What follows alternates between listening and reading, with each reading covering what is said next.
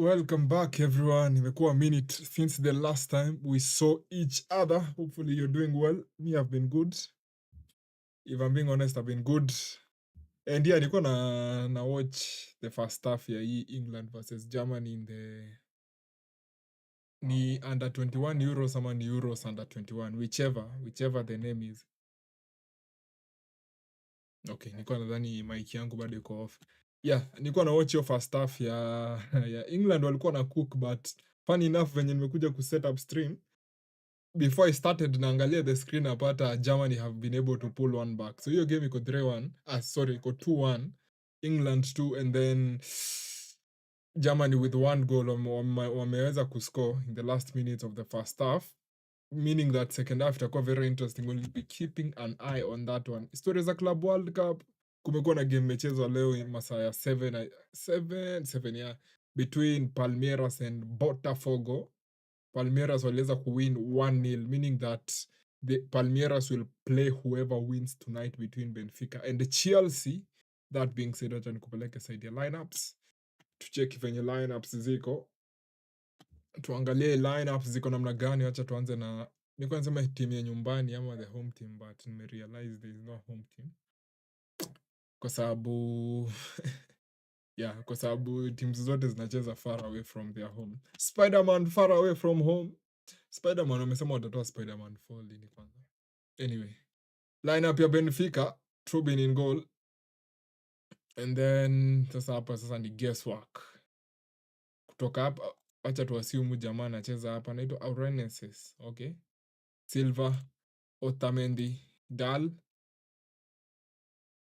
Nimesema Silva alafu Otamendi nikakumbuka ile video ya Jose Mourinho alikuwa anasema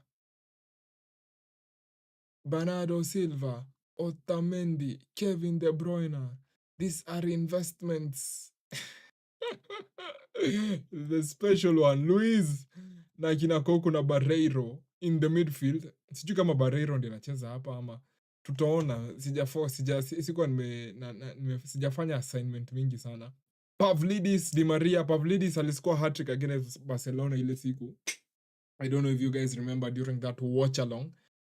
He scored a hat-trick within 33 minutes against Barca. Although Barcelona, we ended up winning. Is it 5-4?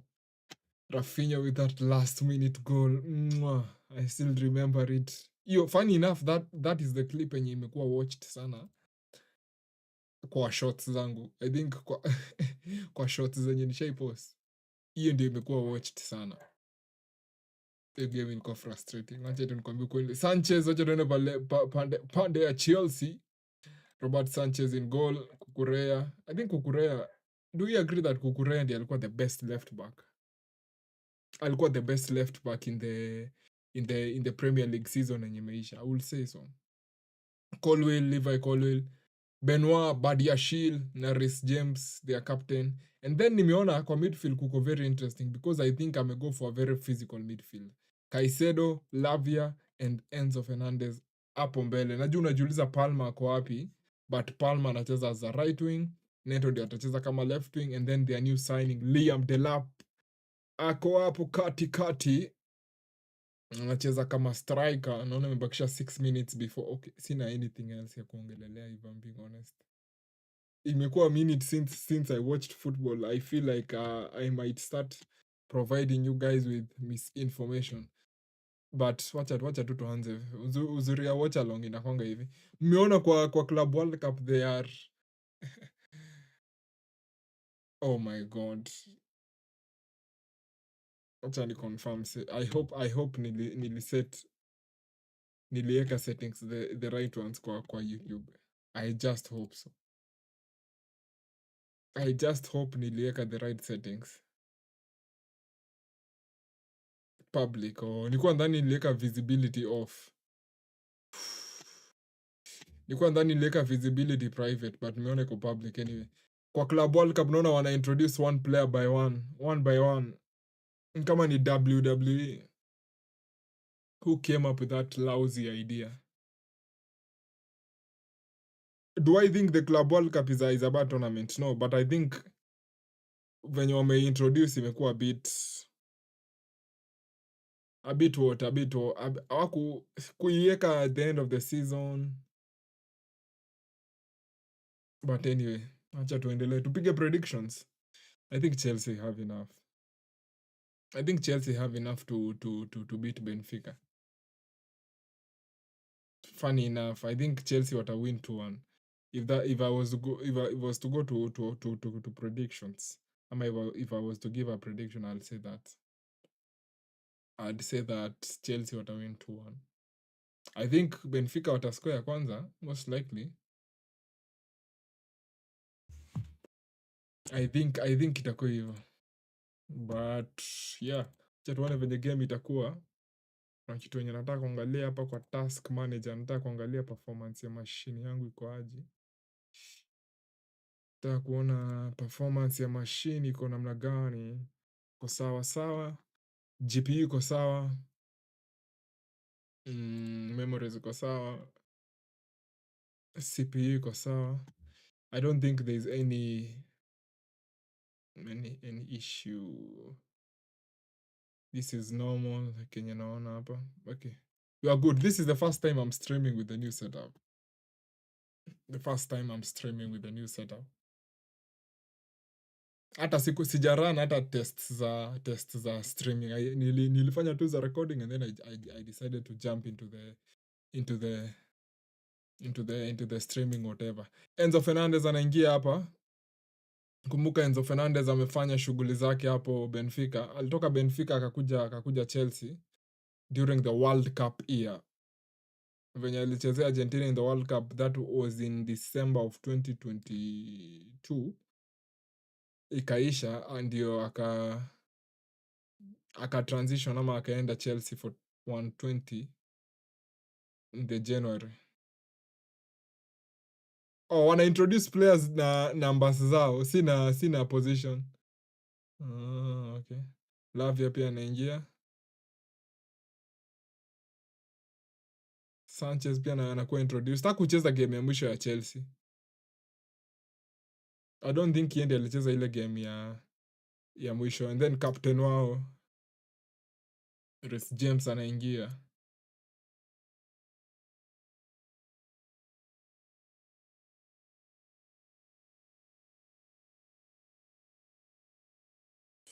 Wanafanya walk on hiyo yenye unaona wanakuwa introduced one by one. In other news, leo kuko na kuna fight kubwa sana ya UFC.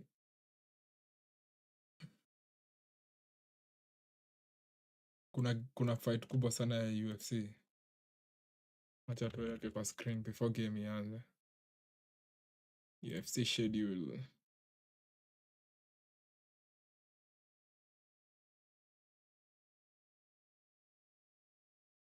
This is what I'm talking about in regards to the UFC. Naona hii fight hapa. Ilia Topuria versus Charles Oliveira. In the okay, sijafungua. Acha nifungue ndio muweze kuona all the fights. Ikiwa hivi I think iko better. Surprisingly, nimeona watu wengi wamekuwa wakisema that they want Oliveira to win. Okay, me I support Ilia Topuria. I prefer the reason I prefer him to Charles is because of his fighting style, but kwa UFC inakuanga tricky. And then there is this championship fight. Is this a championship fight pia? Is this a championship fight? Is the nini on the table? Is the championship on the table? Sijui kwa sababu Makachev alivacate nini yake, alivacate the belt. So I think most likely they will be fighting for the belt. Bro, what is the purpose of wa introduce player during a walk on and then waende kutupatia lineup tena kwa screen? Like, come on. Mnajicontradict tu watu wa Club World Cup. Just stick to what you know. Sasa wametuweka 2 minutes tukingoja wa introduce player by player, waka introduce and then sasa imebidi wa introduce tena on a lineup. It's just contradiction. Chani kunywa maji.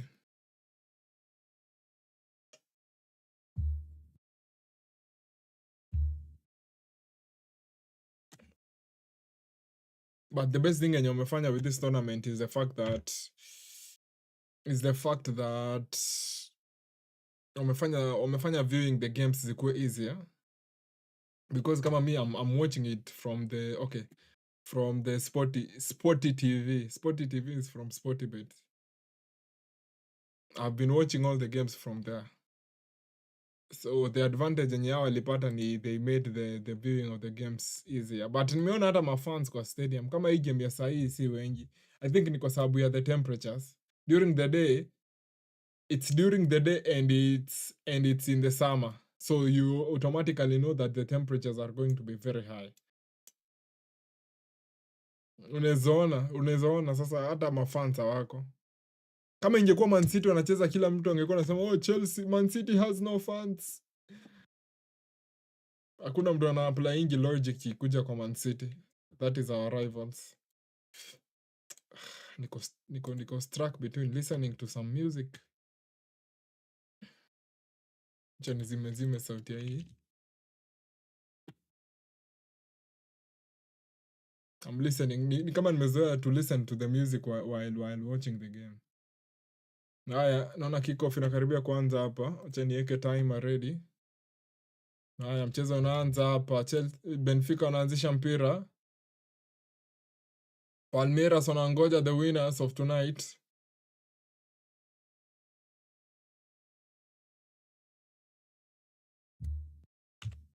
Benfica mpiga red hapa, Chelsea with their traditional blue. I think teams zote mbili zimevaa their home kits. Analetwa ndefu kwa Pavlidis.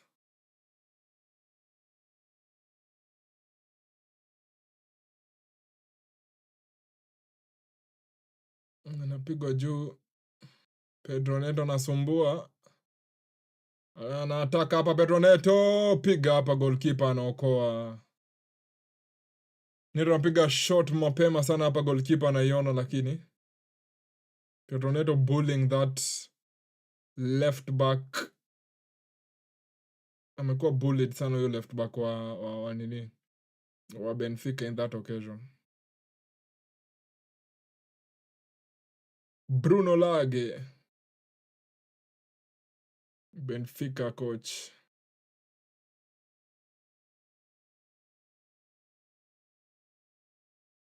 Caicedo na kwa mpira hapa. Cole Palmer poteza. Funny enough, Palmer ndiye anacheza left wing. Piga jua hapa, lakini Chelsea watasafisha rada hapa. Badia Shile.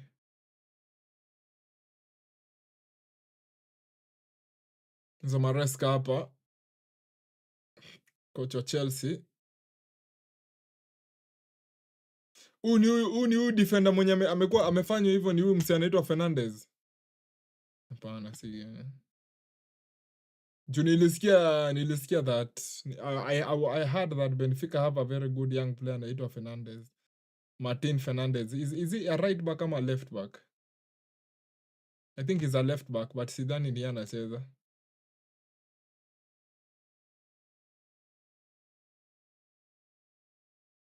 Pavlidis. Offside hapo Benfica. Tulisema prediction Chelsea won.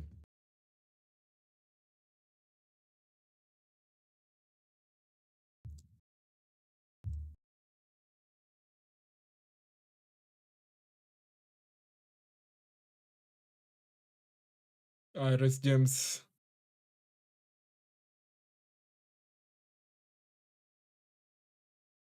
Liam Delap. Hey, Benfica bana, you're living dangerously. Anytime Chelsea wanapitisha ball, ni kama wanashindwa wanakuwa bullied the defense. Hiyo ball ilikuwa imekuja kwa Delap.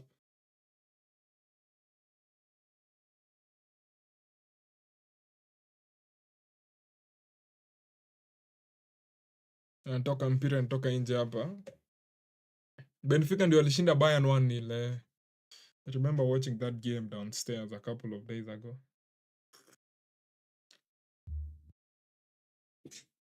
Kama Benfica wangepiga Bayern ndio wangepoa Chelsea. Chelsea wameponea kidogo, but sasa the advantage is Bayern wako ile side ingine. Man City if Man City beat Al Hilal and Inter, I will say that tuko kwa fine.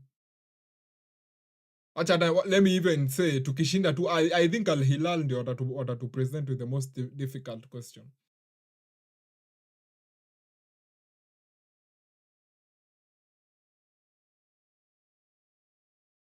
Mpira nalitoa juu hapa. Benfica wanaanza. Mpira naletwa hapa kwa Di Maria. Anainua kitu safi hapa Di Maria. Amejikanganya hapa namna gani hapa. Offside. Hiyo pasi ya Di Maria ilikuwa offside. Sijazoea kutumia headphones na hii na cable. Machine imepoteza drivers za Bluetooth. So inabidi I just stick to this. Na ilianza kama joke. It started as a joke. Sometimes I have a weakness of wanting to update drivers. I think one of my biggest weakness na machines ni hiyo. I can't stop myself from updating to the latest drivers. I think I need to talk to someone about that issue that I have. Nashindwa kujistop. Anytime naona kuko na new drivers update, nataka kuupdate. So hiyo ndio kitu yenye nimefanya. Nimeupdate Bluetooth, haishiki sasa mashine, haishiki Bluetooth. So I can't use the headphones wirelessly. Di Maria very good fast touch hapa. Kukurea na recover.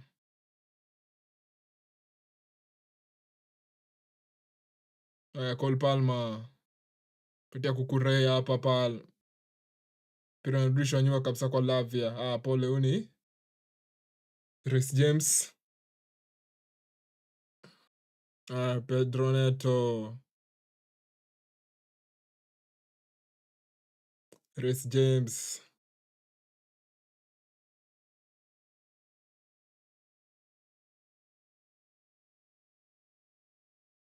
Reece James hapa.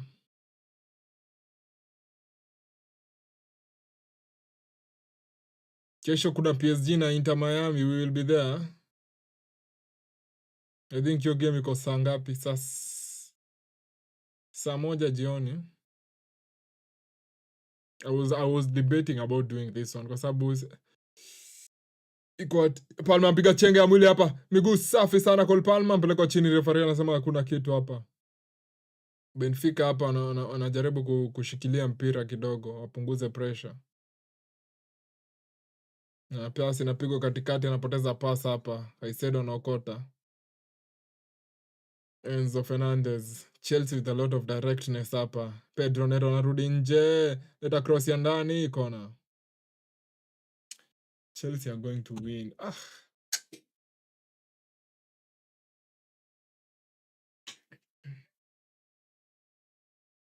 Hii stadium iko empty kabisa. Attendance iko very low.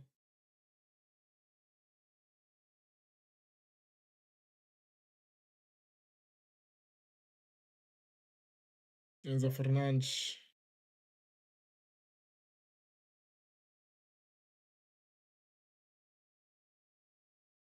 Mpira Kukurea inaokolewa hapa. Kwa offside hapo Kukurea.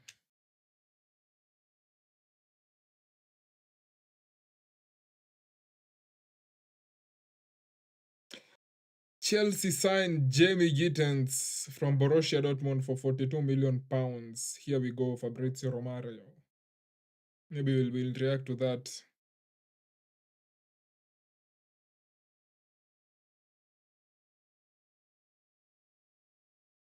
Cristiano Ronaldo says the Saudi Pro League is currently among the top 5 leagues. Bro, just Ronaldo, bro. Uko 40 years old. You no longer need to lie to people. Uwe ni mtu mkubwa sahi. Usidanganyane bure. But anyway, for the amount of money that he's being paid, I think he deserves saying that. If he says that, no one is going to disagree. Okay, everyone is going to disagree, but we will all understand why he's saying that. The amount of money he's being paid, it automatically dilutes his way of thinking. Anasema that the Saudi league is among the top 5. Ronaldo, man. EPR ya Ronaldo inakuanga very intense. But I understand why he's saying that. You wouldn't expect him to say the opposite. Especially considering that he is, I think, their biggest asset. He was their first big asset. They are investing a lot of money in him, even at his age. So you would expect him to be saying what he's saying. Palma anataka kitu ndani, goalkeeper anaona.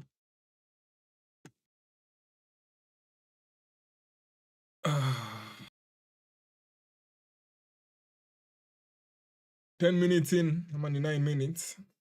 Chelsea ndio wako the brighter side.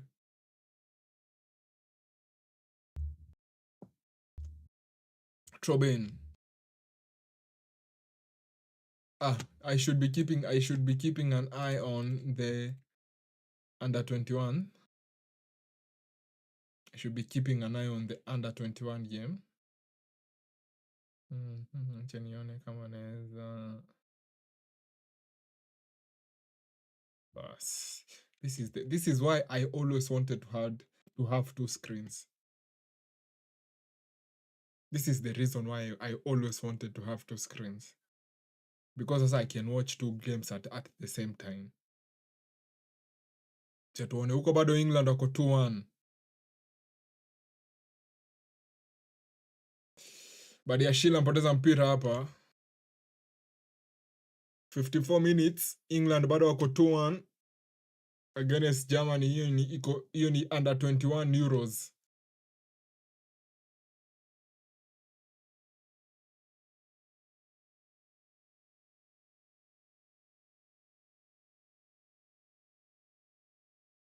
Badiashile anapoteza mpira. Pavlidis anapoteza.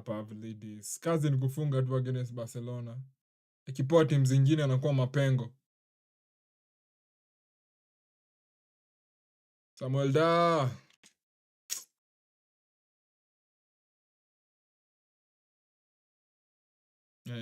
Jamaa na cross ball ni kama haoni.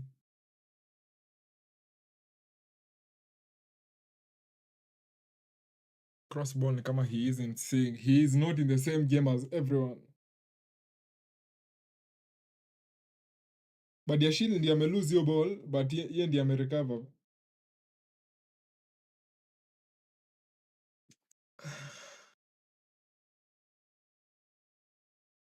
The lap with very good hold-up player. I think that is something enye Chelsea will enjoy about having the lap. I think that is something they'll enjoy about having him.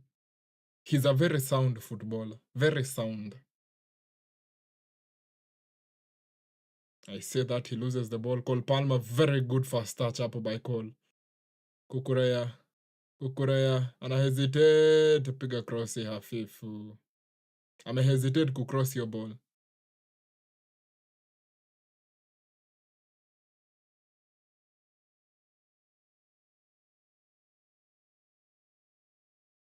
Lisha mpira nyuma kabisa hapa Benfica. England wanaleta kona ndani, inatolewa.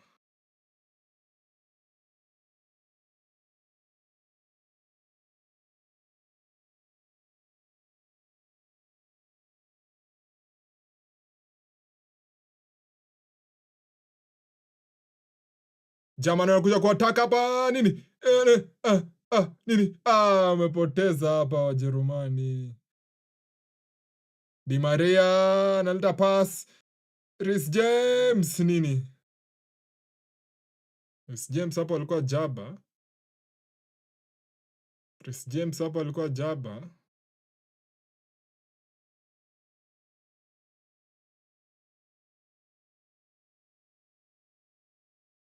Germany ndio wanadominate sana hii game ya England versus Germany under 21s.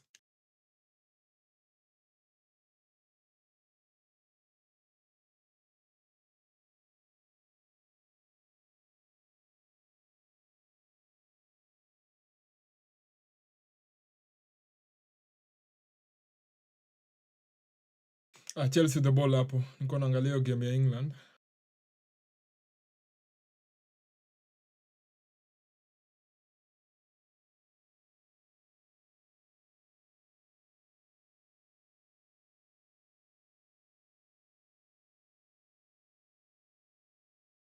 Chelsea wana cross ball hapa, kuna mtu.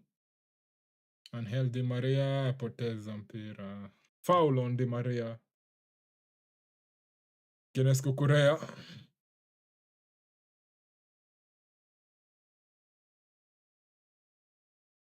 Ni foul.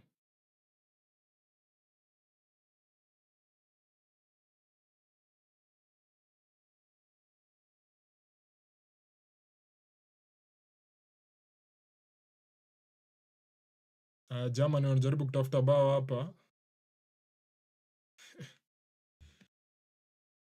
Di Maria bado ako down. 37 anakuanga 1 year old younger than Messi. Juu Messi ako 30, Di Maria ako 37 sahi.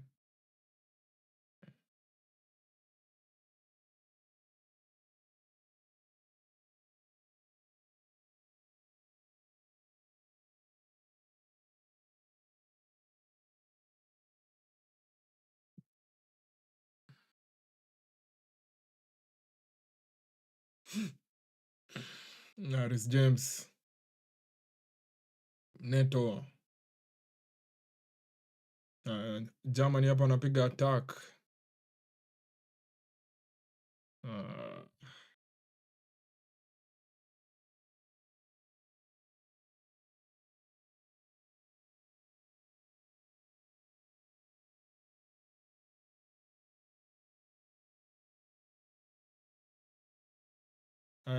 Nini? Germany wana cross ball. Poteza chance hapa the young team. Kona lakini England wanakimbizwa sana, watatoboka. Sasa dakika ngapi hiyo game? Dakika 60 watatoboka. If they shelter themselves, itaweza kuwa very impressive, but wanakimbizwa sana.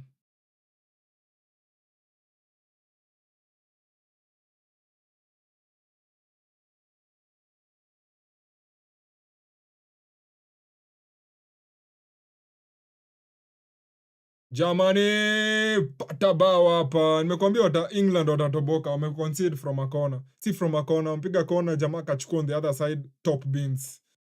I knew they would concede. Venye wamekuwa ikigo under pressure in the tangu second half ianze. Wamekimbizwa sana hawa the English team. The Young Lions. Jamaa amepeleka kitu top beans.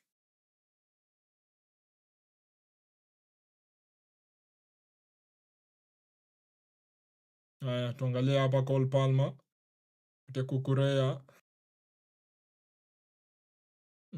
England hapo wame-defend tu pole.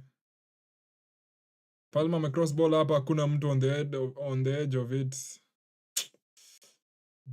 That is the English team hapo wame-defend kidogo vibaya. Wame-defend. Wameachia huyu jamaa cut back ndani easily. Enzo Fernandez. Kukurea. Brenton ndani na Kukurea. Ingia kwa msanduku. Fernandez. Corner for Chelsea. Naona England wanapiga mabadiliko hapa, wanatoa Stanfield wanaweka Norton Caffey.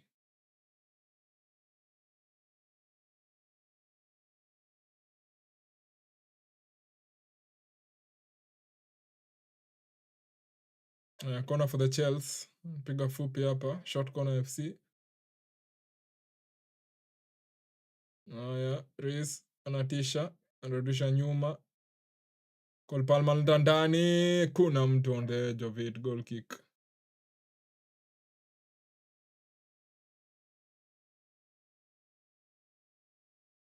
Norton na foul.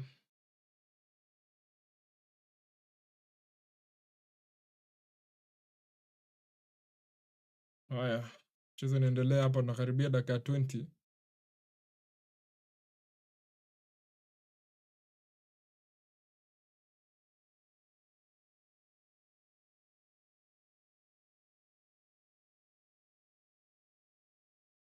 Benfica trying to do something hapa. Umeharibu. Kuna jamaa ako hapa anaharibu zote wa Benfica. Huyu jamaa amevaa namba 60 something. Liam Delap, cutback, Kukureya na cutback Kukureya inatolewa kwa line. Tolewa kwa line. Kukureya imetolewa kwa line for Chelsea. Chelsea so close to the first goal of the game. Now it may happen from that guy losing the ball in his own half. In the most, let me be as criticize him in the most stupid way possible. You've already dribbled past that player. There's no need for you to stop, go back, and then try to dribble against him again. Very amateur. Amateur behavior. Delap. Pokonya mpira hapa Delap.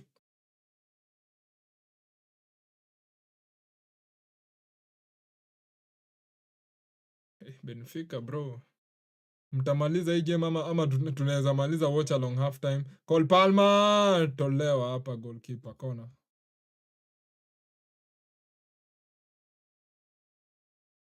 Benfica they are cooking themselves.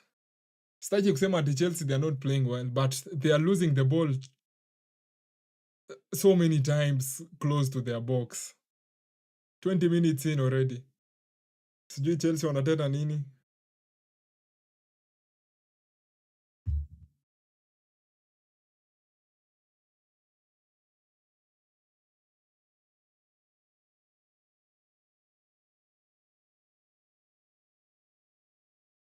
Pedro Neto hapa na kona.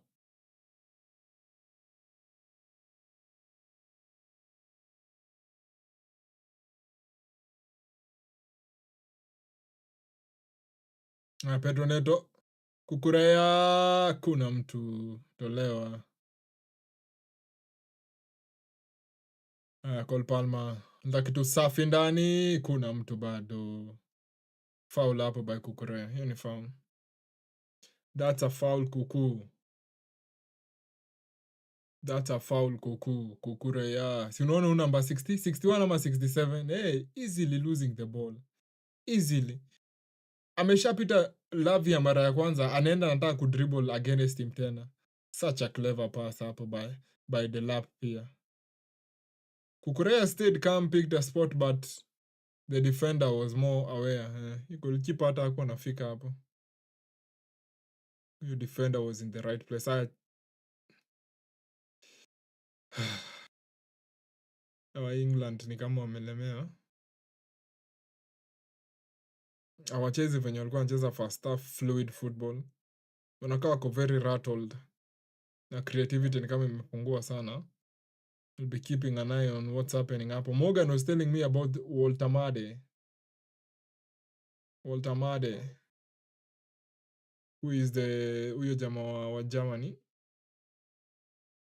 I think we've had different conversations about Walter Made with Morgan. Morgan is really ni kama Morgan anataka kuinvest stocks zake hapo.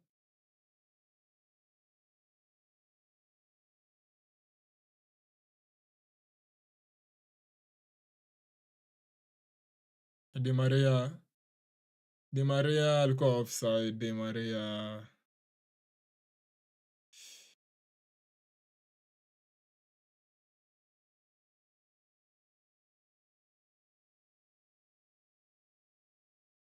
Di Maria kwa offside hapo.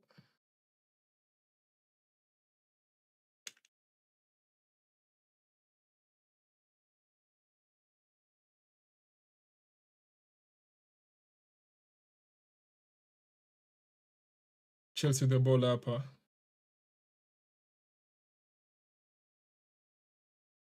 23 minutes on the clock.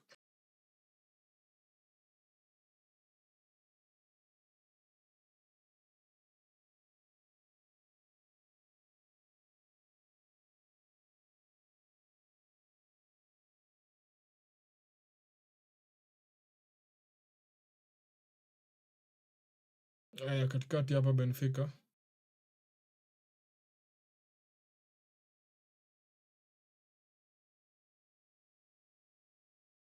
England kama wameanza kupata some wind in their sails. Wameanza calm down. The last 10 minutes walikuwa wamekimbiza sana hao the English team.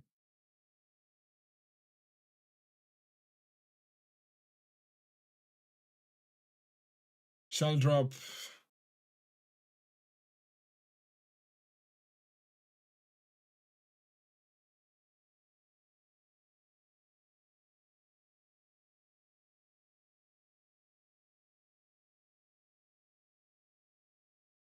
Ingia ndani, peleka juu sana hapa. Huyu nani wa England ameshoot hapo? McCarthy. McCarthy played very well in the first half. Second half simuoni sana.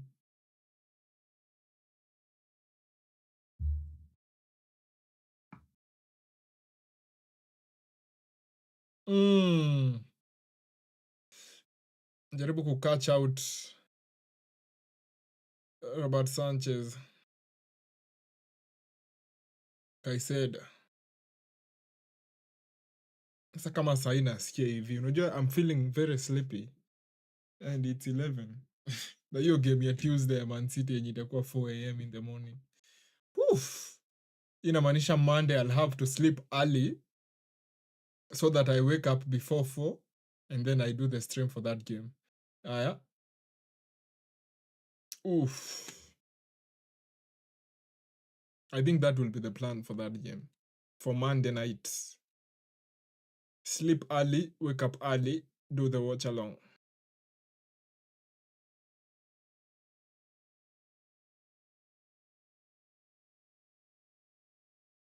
Mari Hutchinson anaharibu hapa Omari.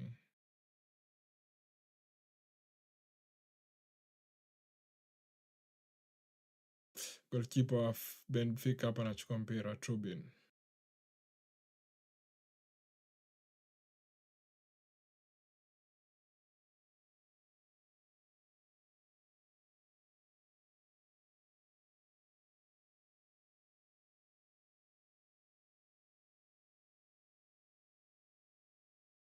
Throw in for Chelsea.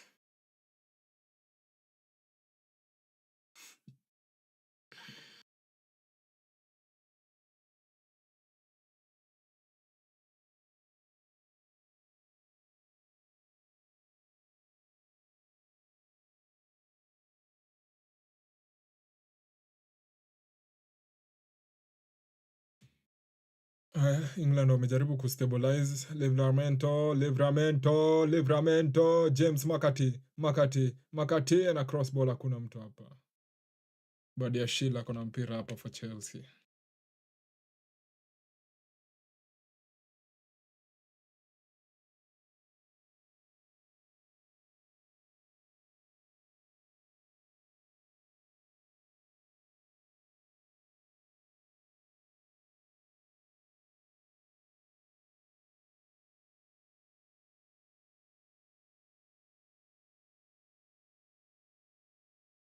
Aya, Badiashile bado na mpira hapa for Chelsea.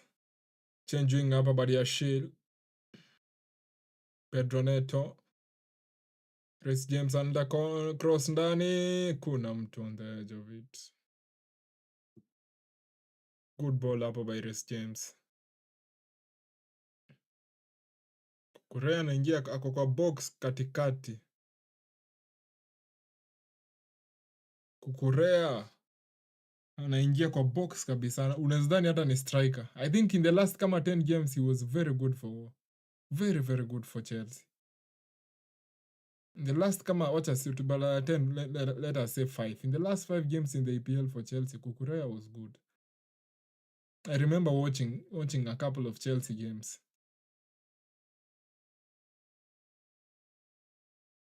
Risky ball.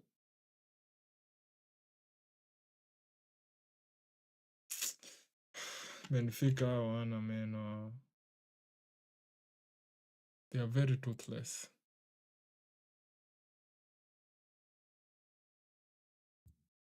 Wako very toothless.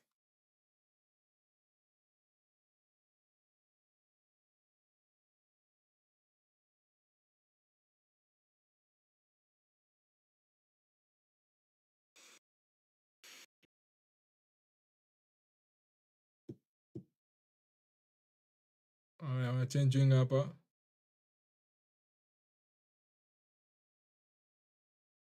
Mpira natoka nje hapa. Throw in for Benfica. Naona goalkeeper wa England ako chini.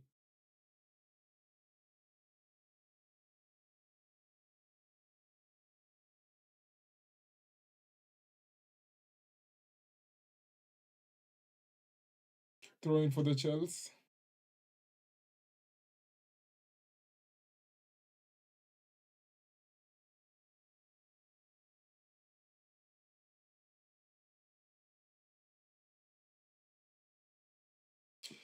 Foul for Chelsea.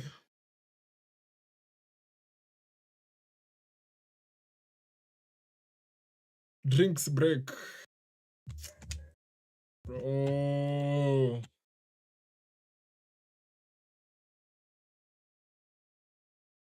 Thirty minutes. And a cooling break.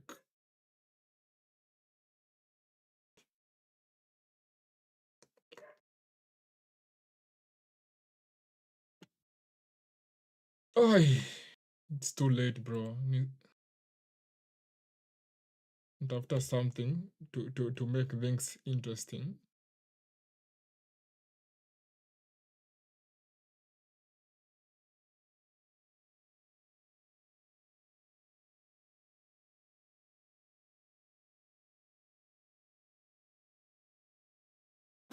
I need to download a new game yenye nafaa nicheze.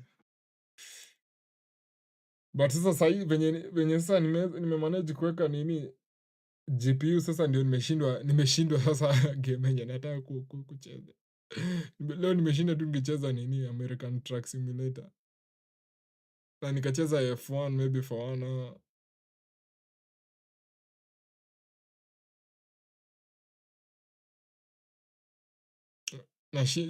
But I know I'll get some new games.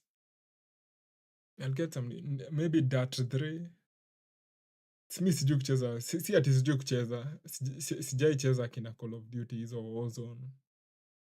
So I can't start now. I'm not good at those. That's not the problem with that. If I choose to play those games, inamaanisha there will be a time when I'll have to invest time and energy in becoming good. Si unajua ukianza kucheza game, kuna venye uko level 0, you don't know how to play. And then sasa inabidi you invest time and energy. Cross ndani hapo for England, hakuna mtu inatolewa. But sasa hiyo ndio kitu yenye inanifanya nisitafute games zingine. Juna I know I will just have to sit down for many hours and start investing energy and time in becoming good in those games. Kwa sababu mimi sasa nayo siwezi cheza game yenye I keep losing. Sandre yako around anasema hello. What do you think of the game so far in the first 30 minutes? I think Chelsea ndio wamekuwa na the upper side. Wamekuwa na the upper hand.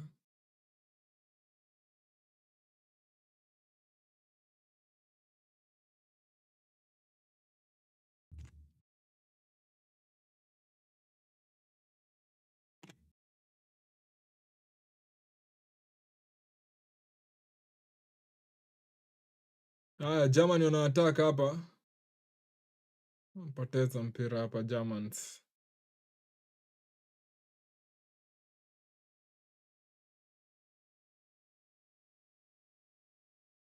England pia wanapoteza. Ni kama pia wataenda penalty sawa.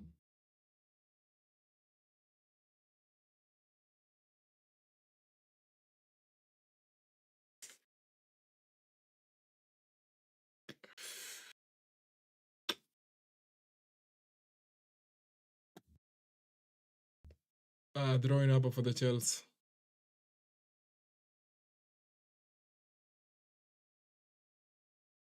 Caicedo! Palma na shoot lakini haiko on target.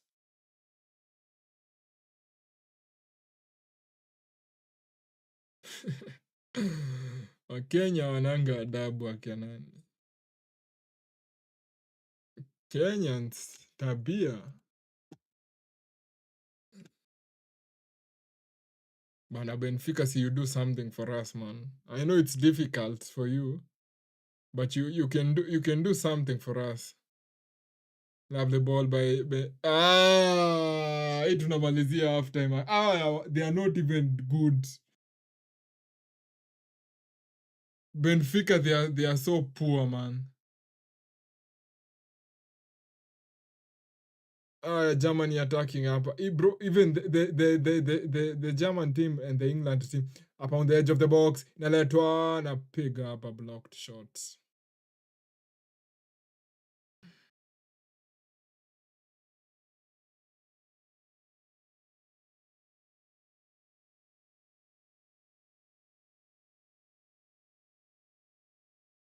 Yeah, throwing for Benfica. The English team.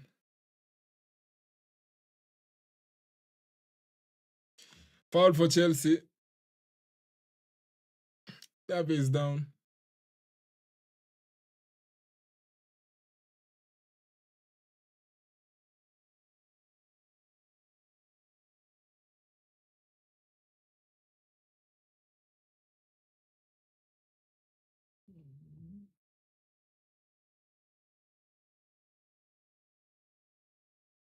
Set piece for the Chelsea.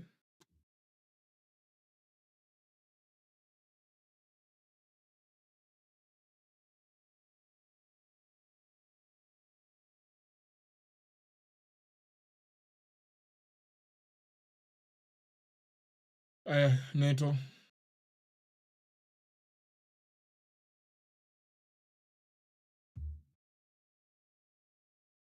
Badiashile. Kaised. Cheeky ball in behind. Not executed.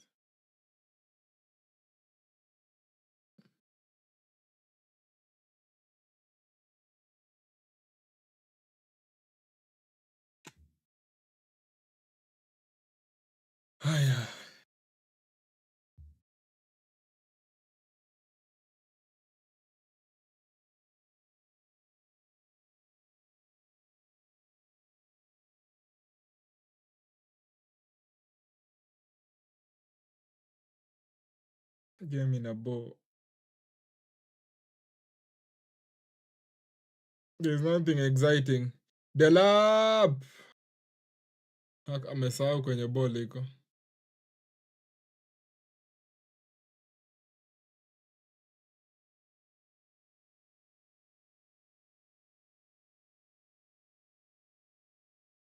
Mari Hutchinson, cutback, England, hakuna kitu. You should score from there.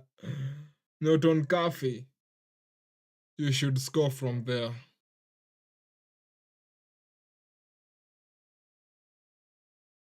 You should score from there.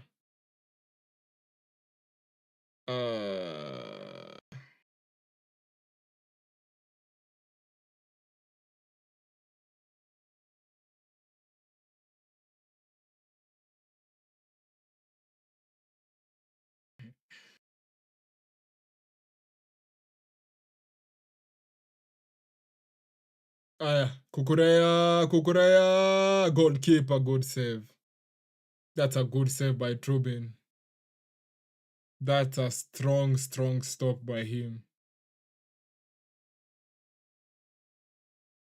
That's a good stop by him. Chelsea were in behind hapo again.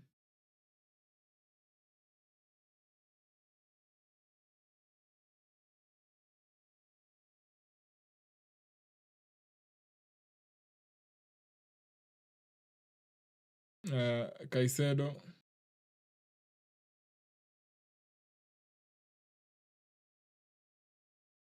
Chris James.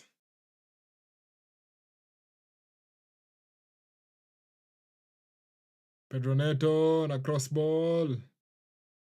Mbidi Kukurea rudisha nyuma. Pira inatoka nje hapa. Throw in Benfica.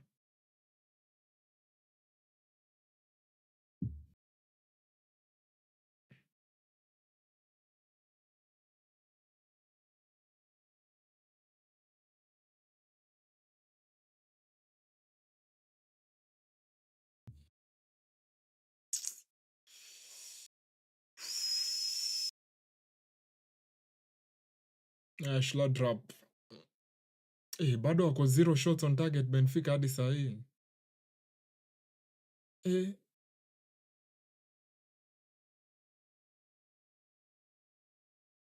Ah.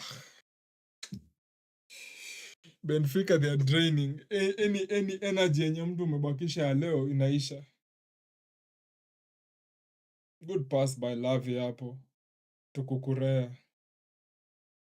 Good save by that goalkeeper.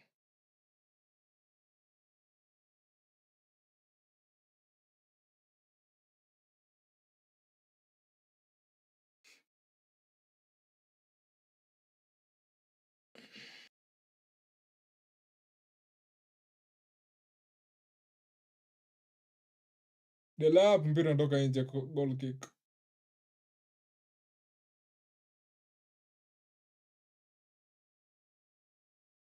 Jackson ako suspended juu alipigwa red card ile siku.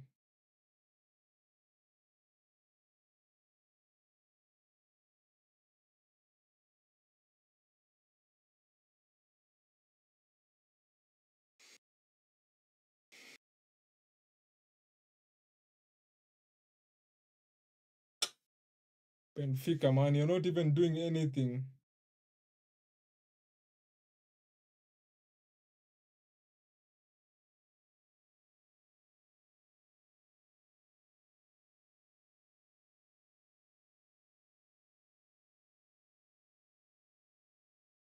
Sasa World Cup next year itakuwa hivi sasa.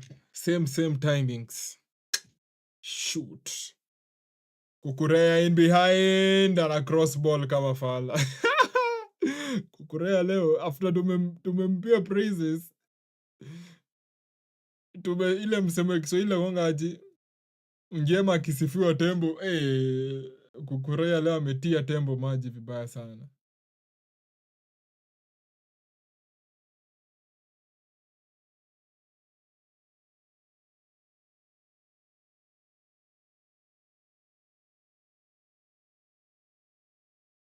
Benfica hadi crossing, man. It's so poor. Oh, they need their coach to scream at them during halftime.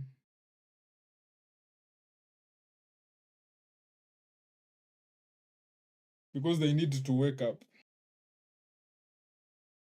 The lap. The lap jaba nini? Benfica.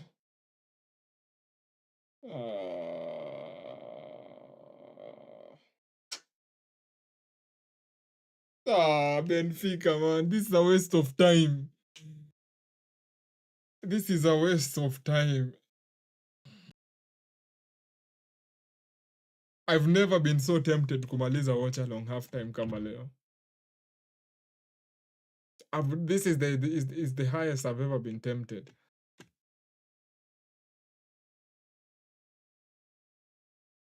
Naona mafans wameanza kuongezeka polepole. I think ni kwa sababu the temperatures zinapungua. Badiashile jaba. Benoit Badiashile.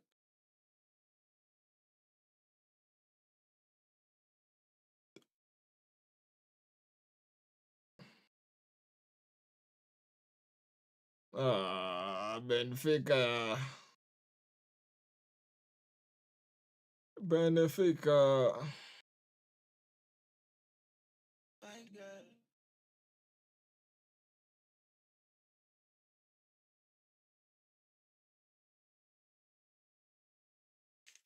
Colwill.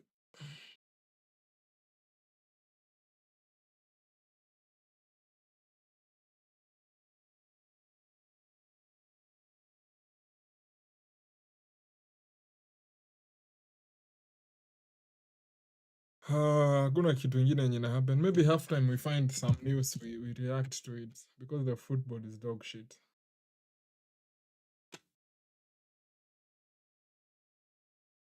Fabrizio.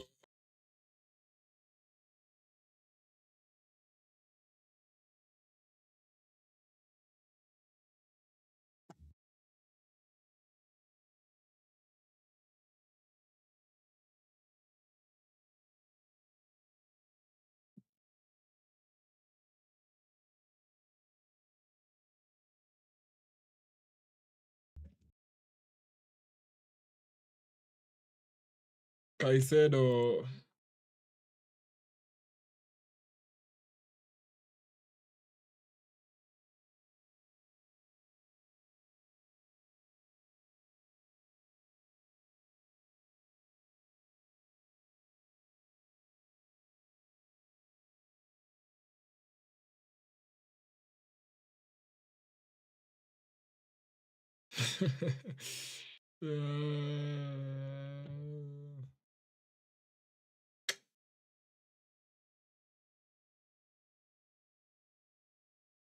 Nimeona kitu post fulani iko so racist. Hata siwezi shinda hata nikiweka kwa screen.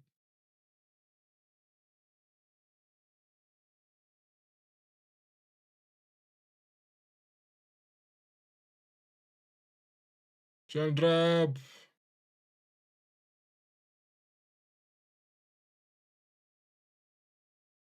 Di Maria.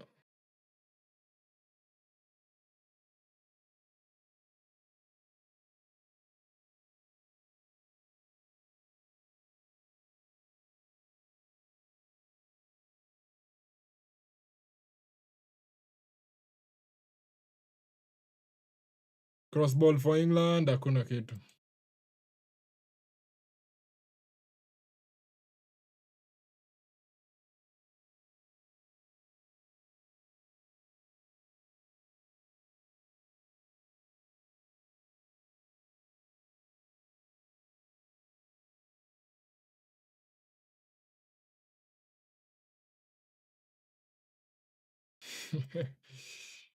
Caicedo ako chini.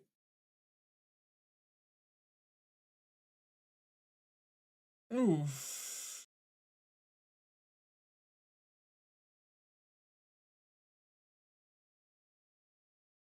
Oof. That's real counter. Caicedo hapo venye hapo amegongwa mguu.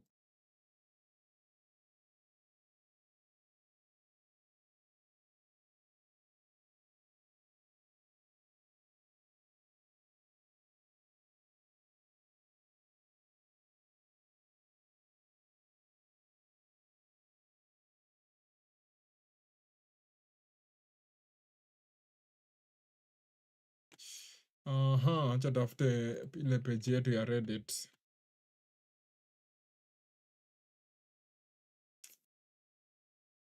Three minutes added on.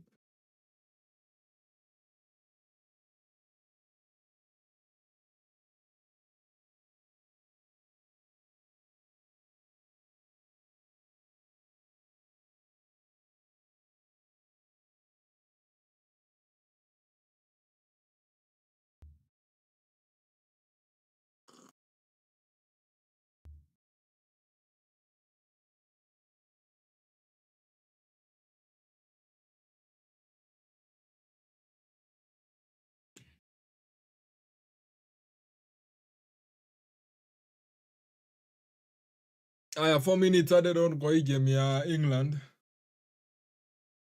England versus Germany under 21 Euro Championship.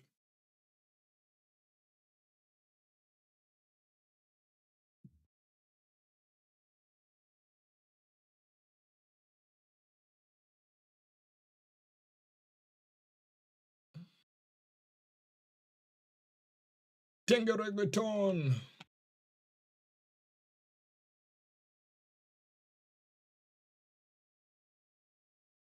Chatu zote zitaisha at the same time. But I think hii ya England versus Germany. Man, this Benfica team. We are just sitting here waiting for Chelsea to score. I don't think we are waiting for anything else to happen. Caicedo amesimama. Alikuwa amegongwa mguu. Hiyo alikuwa amegongwa mguu vibaya. England in behind. Will they be able to break German hearts in the last minute? Goalkeeper naona. Palma.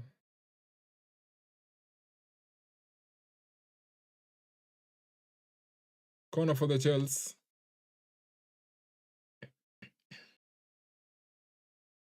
Yeah, hapa ndani Germany wanapoteza. Amegonga post. Ameshuti kagonga post huyo player wa Germany. Poor cross. Megonga post. Iko dakika almost the last 1 minute. Corner for Chelsea.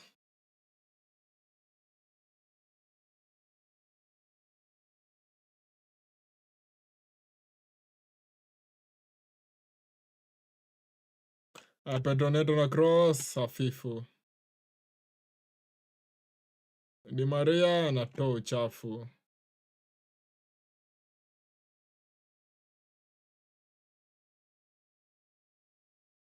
Harvey Elliott ako down hapo. Game imeenda half time.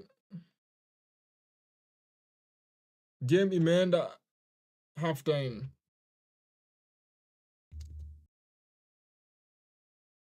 Benfica 0, Chelsea 0. Huyo jamaa amegonga post, huyo jamaa wa Germany. Wallahi hiyo ilikuwa inaingia. Angescore hiyo, they are winning the cup. Alikuwa ameificha, although kulikuwa na deflection. Hiyo ilikuwa bao. Morgan anasema good almost morning. Kwani ni saa ngapi? 7 minutes to 7 minutes to morning officially. Hapana, ni midnight. Morning ni from 7. Morning is 7. Tunaenda kuingia midnight.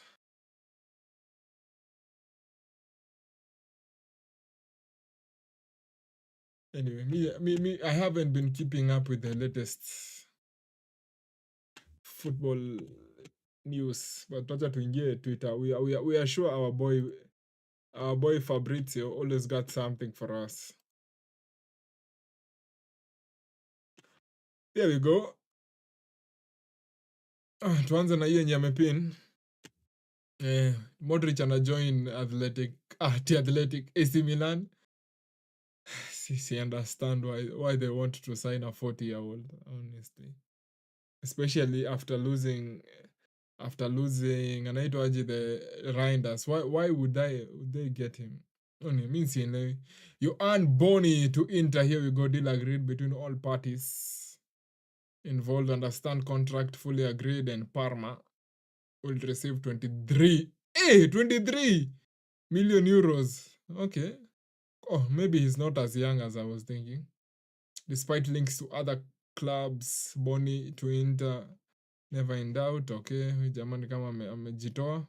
45 minutes ago, Como have reached an agreement with AZ for Dutch winger Jaden. Okay.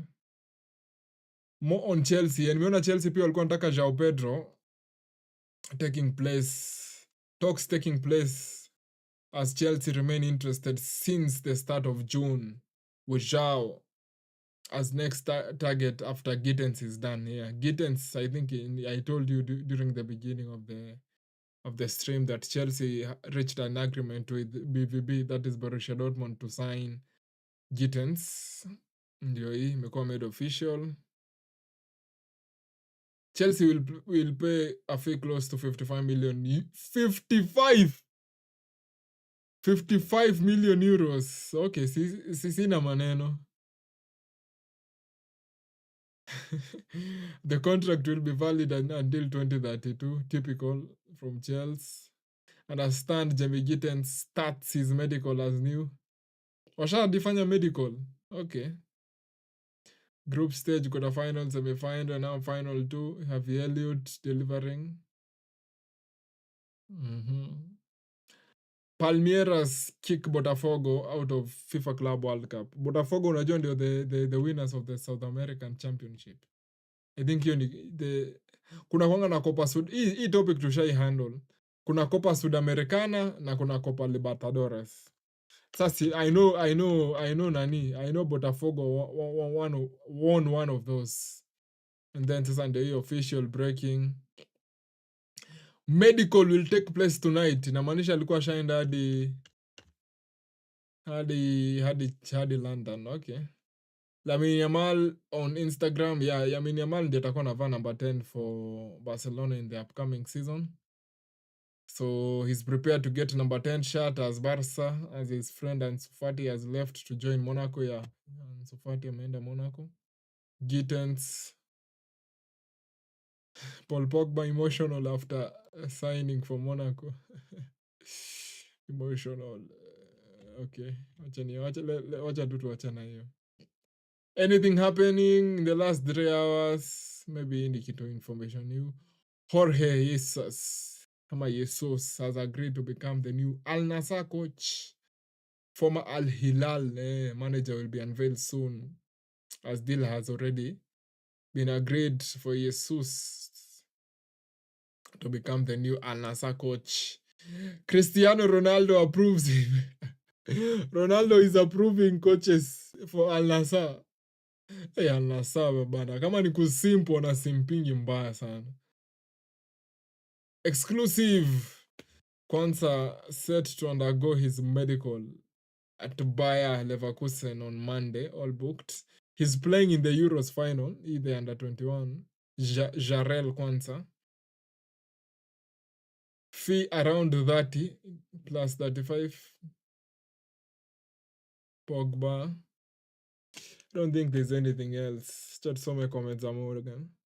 Have you seen how impressive Walter hiyo jina inapronouncewa Walter Mode ama Walter Made? Walter Made. I haven't seen him play. Leo hajaonekana. But I think nimesikia India kona the highest goals in the tournament, 6 goals, which ametie as the 6 goals in the under 21s ndio the most. So if he scores, ana break your record. I can't stop thinking, bro, think about your own players, akina Garnacho. Hao ndio watu unafaa kuwa unafikiria.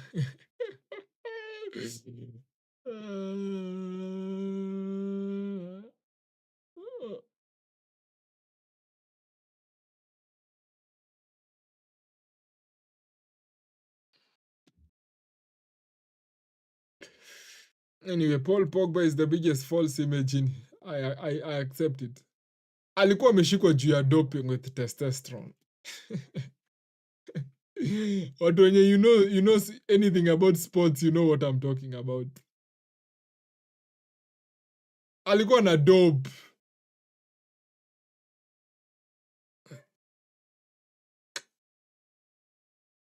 Chance for England, wamescore.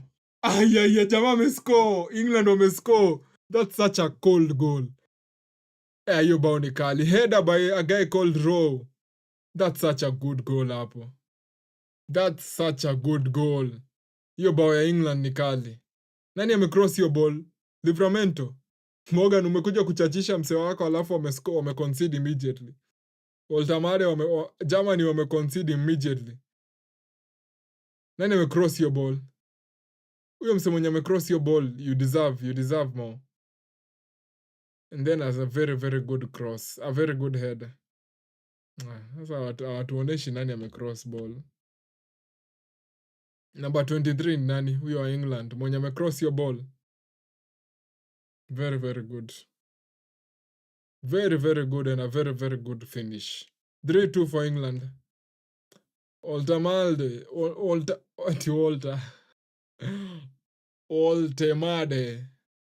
Oltemade. Sometimes unajipatanga you just banter even without unajipata you just bantering even without wanting to.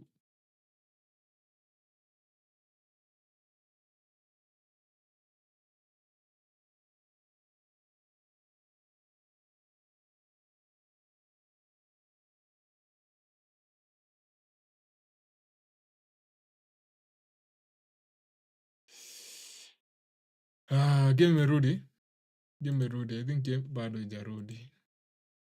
Tafuta memes zenye tunaweza cheza. Ati tunaweza cheza. Oh my god, what am I saying? Beef ya PSG na Messi inakuanga so forced. Inakuanga so one-sided. PSG wanajaribunji kuforce issues na Messi. You took everything from me.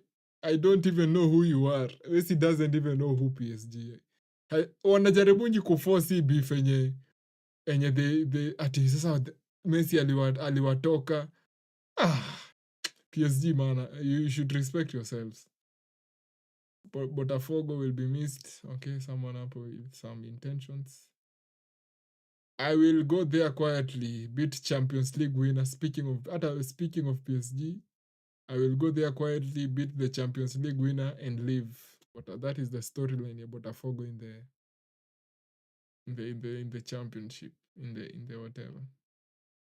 PR machine ya nini? Ya Pogba. Anapenda pity party. Voltamada. That is the correct pronunciation. Pogba hapa crying.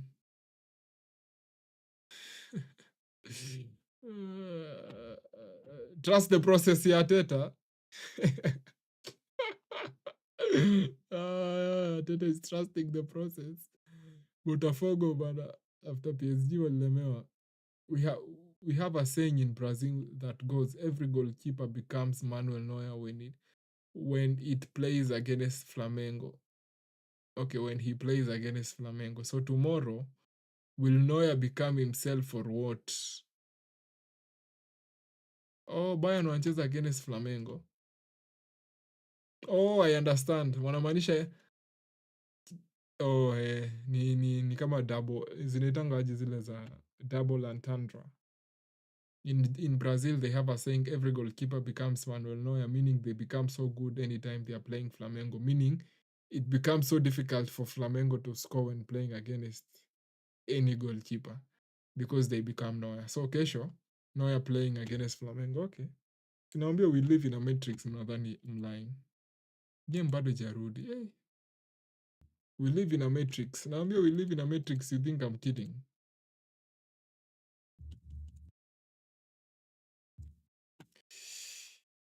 Yeah.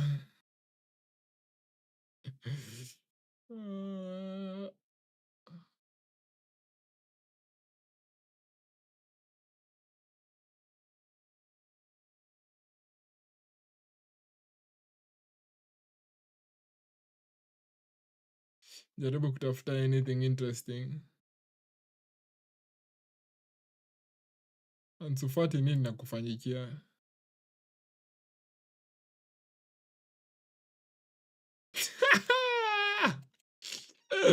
Hiyo lazima niwaoneshe. Hii ni kali. Hii lazima niwaoneshe. As much as najua it's a joke ama it's a lie. Hebu angalia hii. Ati Messi didn't touch Ansufati when he was a kid. Ona?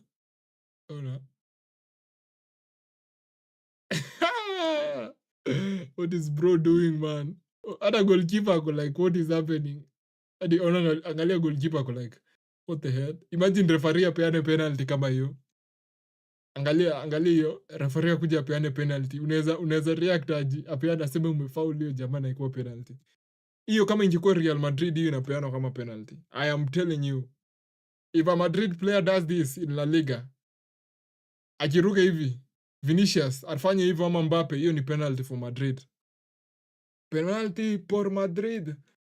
Hiyo inapeanwa kama penalty for Madrid easily. Aya, game kwani game ama Club World Cup in halftime ni 20 minutes. Game ijarudi hizo dakika zote. Ai.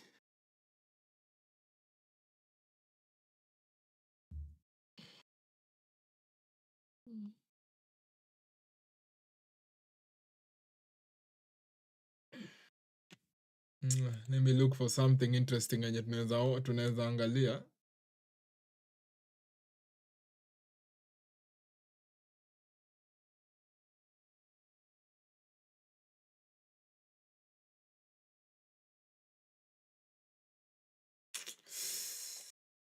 Outjacked by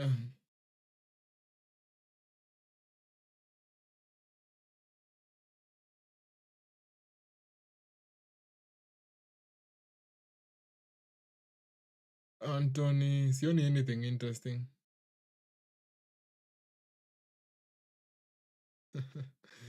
Hiyo hapana, hiyo tuwezi weka kwa screen. Real Madrid and Barcelona are unbeaten in the ongoing Club World Cup. Spanish football is back. Okay, someone hating hapo.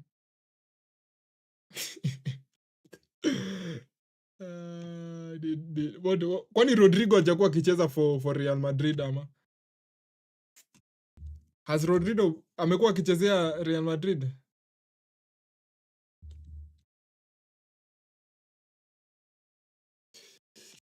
Has he played any games?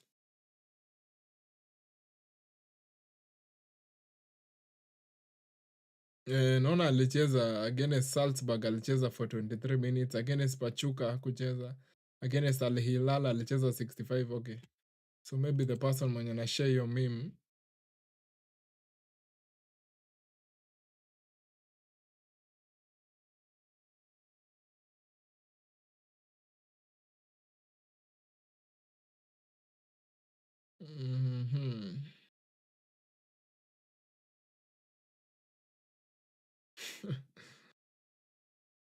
With the level Lamine Yamal has reached, he now has access to anything or anyone he sets his mind to. Rafinha talking about Lamine Yamal. Bro, hata nikuwa niulize hii kitu. By the way, this is something I wanted to ask you. Joao Felix amego around clubs ngapi? Ni kama he's... Achata, let me even take some time. Joao Felix zile clubs zenye ameenda loans. Ni kama he's doing a world concert. From here to there, Benfica, Chelsea, Atletico Madrid, Barcelona, AC Milan. Amekuwa tu, no one wants him.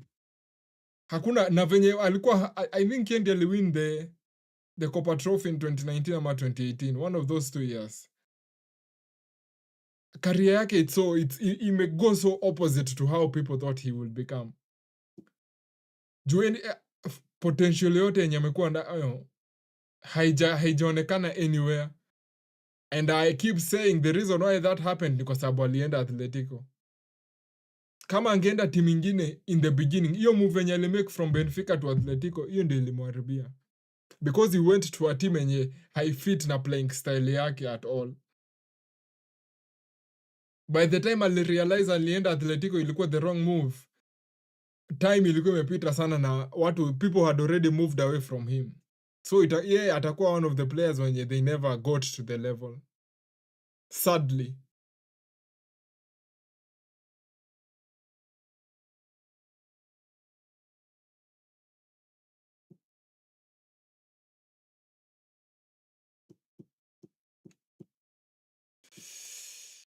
Tutafute Ornstein.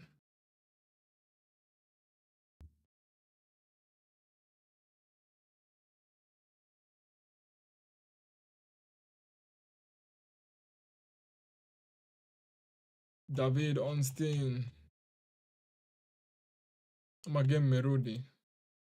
Mekaribia kurudi. Naona Benfica mpiga mabadiliko hapa. Piga mabadiliko hapa Benfica.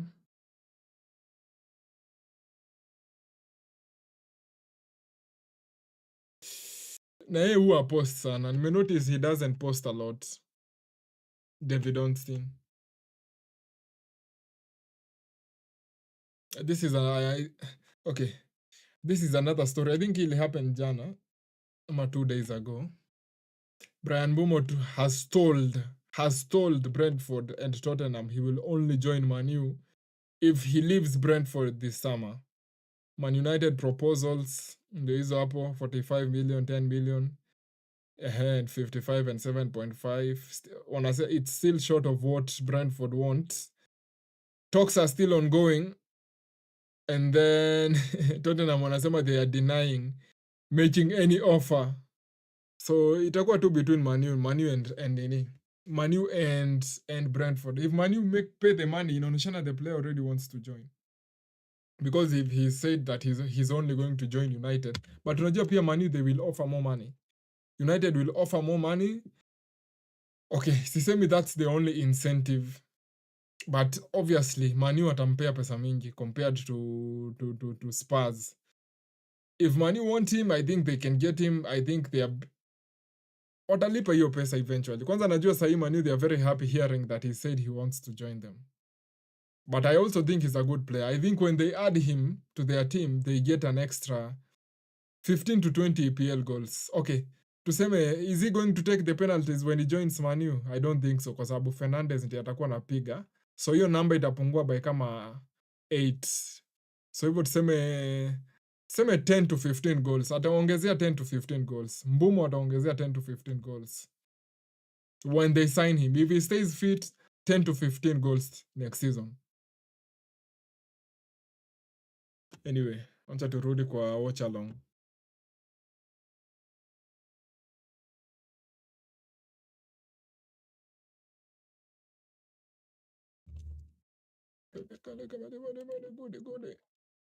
Corner for the Chelsea. Voltamada.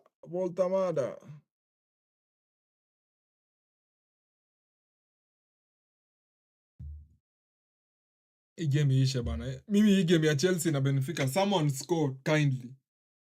Tafadhali tu, just one of you scores. Mimi I can't dream, I can't think about staying here for extra time. I can't. One of you should score, as I don't care who.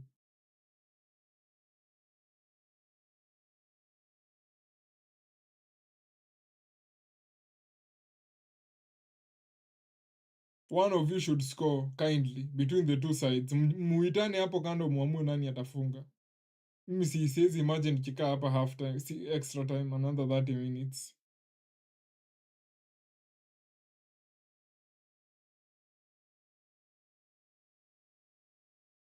I'm tired na kesho nafaa niamke 6 am kufanya UFC watch along. Kaisedo anavuta kitu off target. Off target by Moise Caicedo.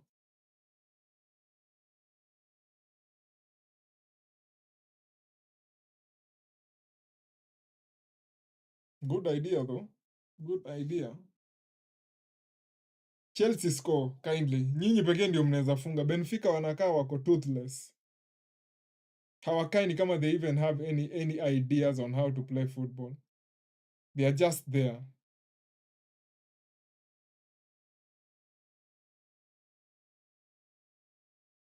Lavia foul.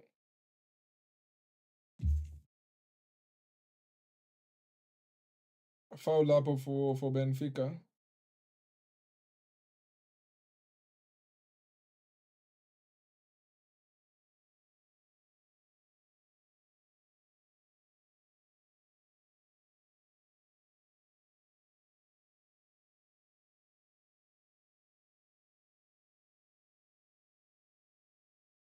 Another foul for Chelsea.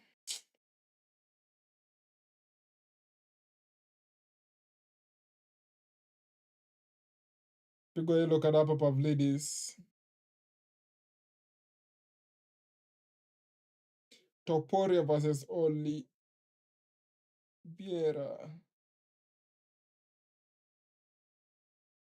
Oliveira. Don't overthink. Oliveira inakuwa na VI ama ni VE direct? Si ni VI. VIE.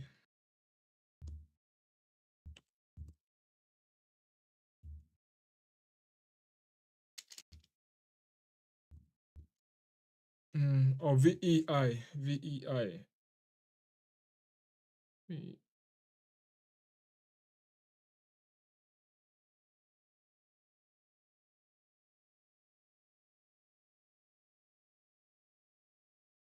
I should also schedule for that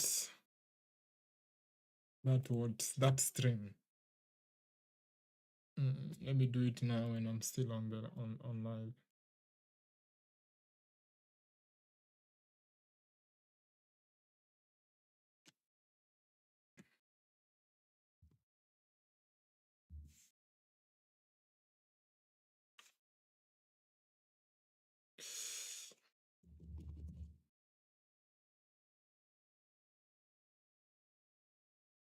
Game ya Chelsea was so boring, man.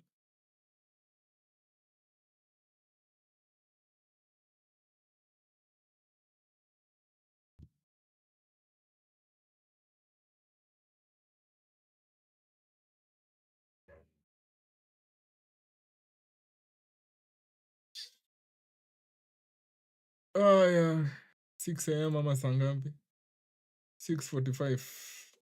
Alisema hii fight itakuwa saa ngapi?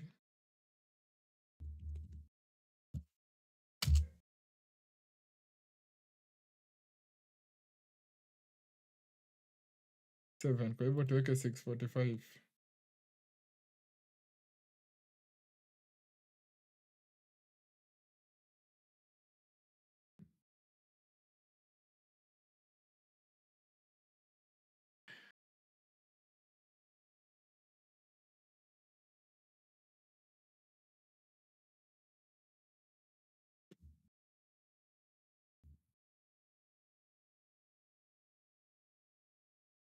Benfica, see you do something, man.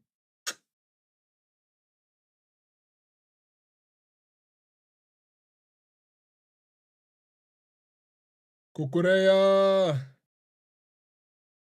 Delap una mess up hapo mbele. Delap, you need to be serious. Anytime ball na kukujia on the edge of the box, you automatically misplace it. Corner for Chelsea.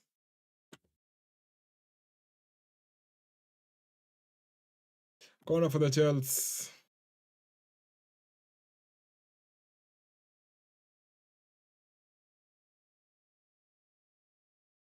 Corner for the Chelsea.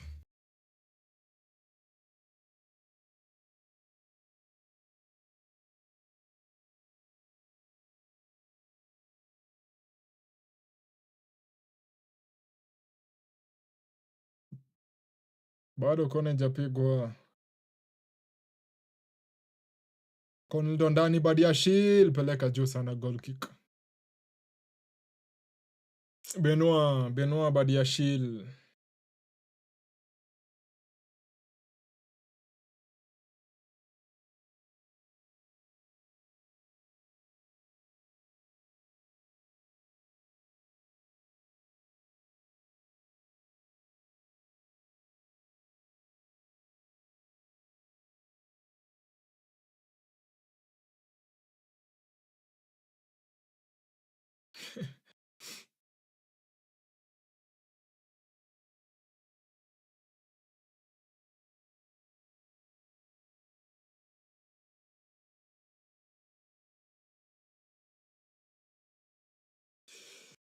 Haya, cha tu focus sasa na game. Although it's very difficult considering how boring it is. Haya, call Will.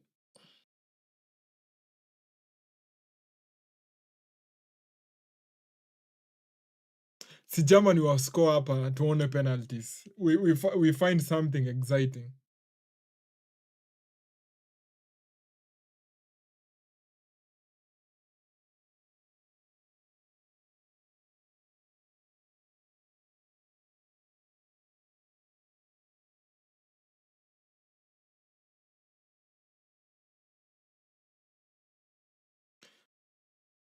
Aya, Chelsea hapa, foul on the center circle.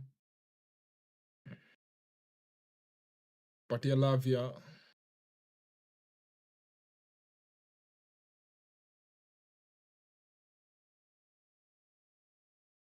Romeo. Referee pimbi sana.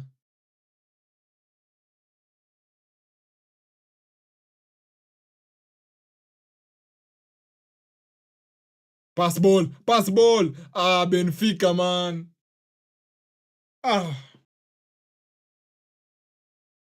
Benfica, you are so poor.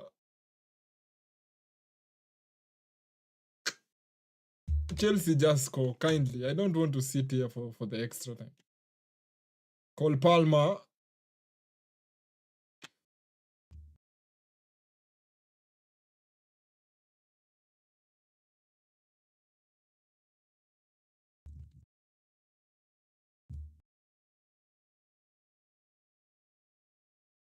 Bado tuko 0-0. Time iko mbele sana.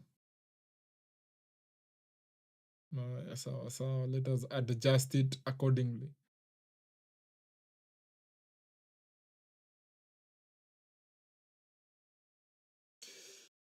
Aya, foul hapa by Enzo. Pande ingine England bado wako 3-2 against German in the Euro under 21 final.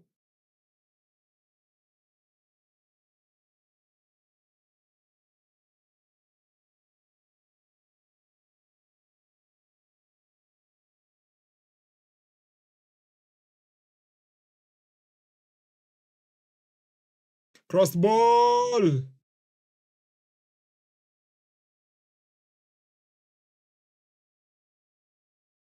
Sanchez ulikuwa unataka kuchukua ball ndani ya line.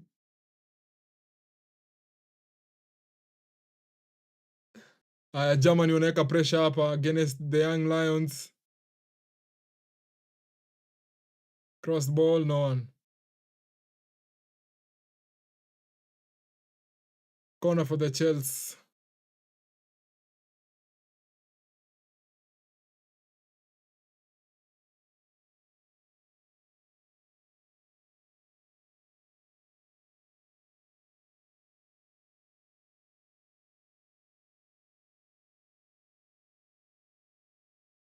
Cross ball for Germany. Goalkeeper wa England anaona corner for Chelsea pande ingine.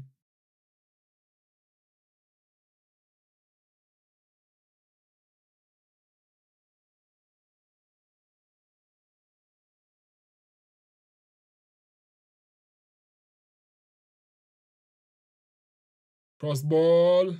Pedro Neto nje. Pedro Neto ama ni Enzo huyo? Ni Pedro Neto. None of these two sides wants to score, man. Wallahi Sanchez ulikuwa ukue caught out hapo.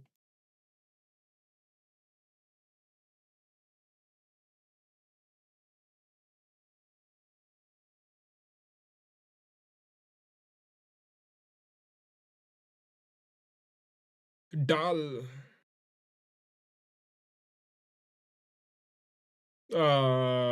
Man. Benfica, man. Coordination tu kidogo tu. Pedro Neto. Pedro. Toa mpira side ya nje. Cole Palmer. Poteza mpira Cole. Foul hapo by Benoit. Badiashile hiyo ni foul Benoit. Acha kujifanya fala. Hiyo hata inafaa kuwa yellow card ref. Badiashile inafaa kuwa yellow card.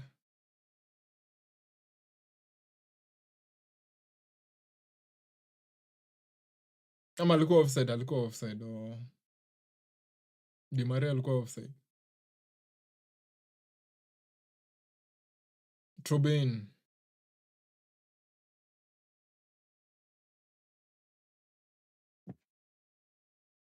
Di Maria. Adela pigwa chobo hapa.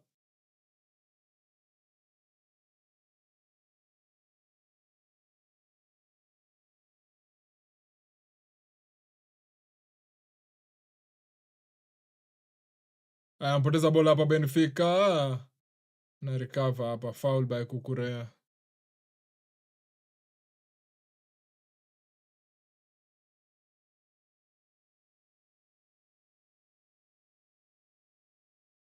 Cross ball for Germany. Hakuna kitu hapa. Hiyo zipeana kama penalty. Pigwa yellow card hapa. Kuna mtu naona amepigwa yellow card hapa. Kukurea. Kukurea umeinua mguu hapo. You know what you're doing.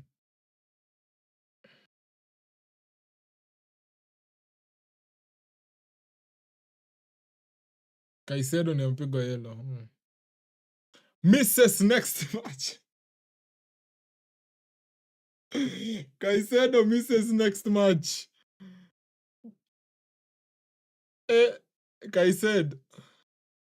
Caicedo hautacheza hiyo ingine if you qualify bro.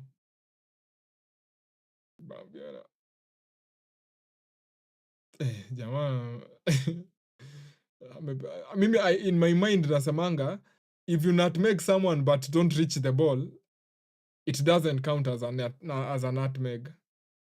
Nikikupiga chobo alafu ball nishindwe kuifikia, hiyo haifai kucount. Enye na count ni ile nakupiga chobo and I still retain possession.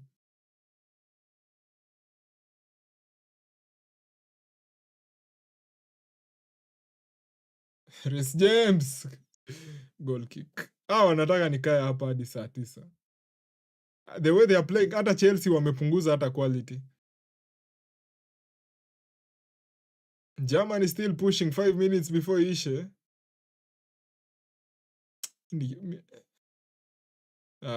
Composure.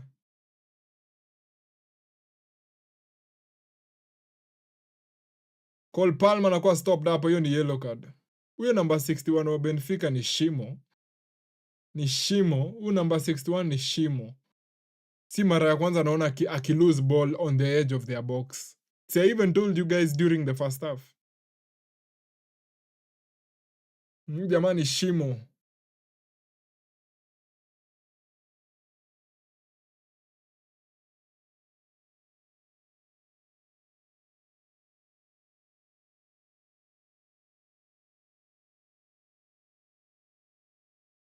Set piece for the Chelsea.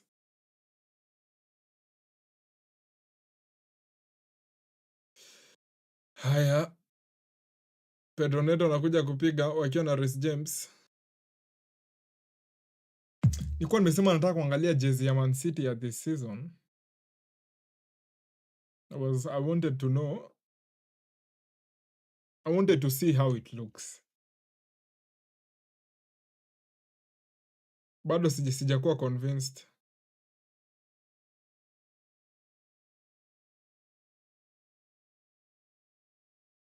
Pelekwa ndani, golazo Chelsea. Reece James ampiga golazo hapa from free kick. 1-0 for the Chelsea. El Capitan wao anawapatia bao yao ya kwanza leo. 1-0 for Chelsea. The wall was so... Umefungiwa mbali aje hivyo. But heri hivyo. Tulisema we don't want extra time from anyone. Trubin after playing so well. Hapo hata si wall. Hebu tuone kama the wall had any mistake. Huyu jamaa wa wall hata amesimama. Although pia goalkeeper, you shouldn't be conceding from there.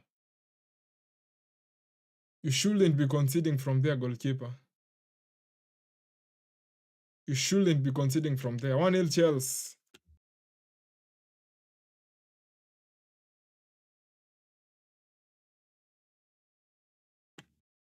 One 0 for the Chelsea.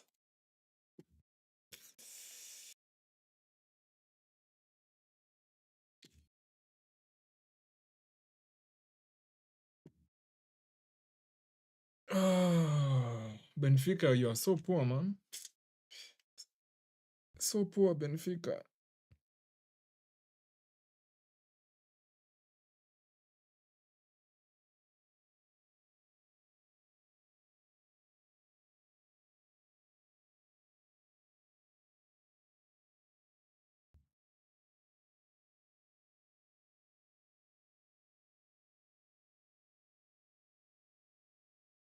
Foul for Chelsea.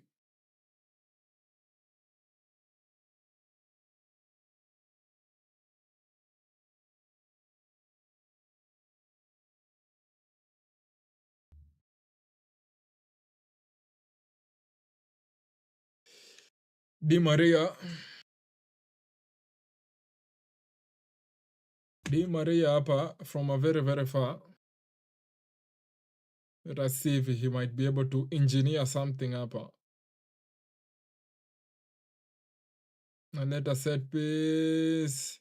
Oh my God, Otamendi. Goalkeeper wa Benfica, you should not be conceding from there. Poor positioning in the first place. Poor positioning.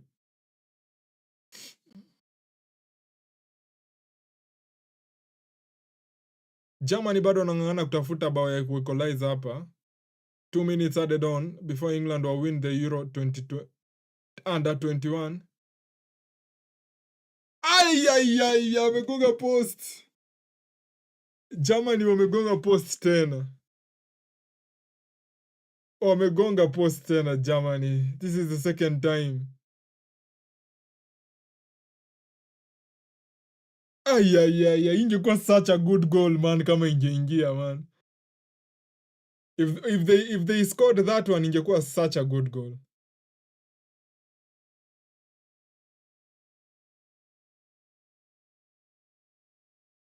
Hiyo kikombe ni kama England under 21s ndio watawin. Captain James McAtee. Paloma unadu nini sasa?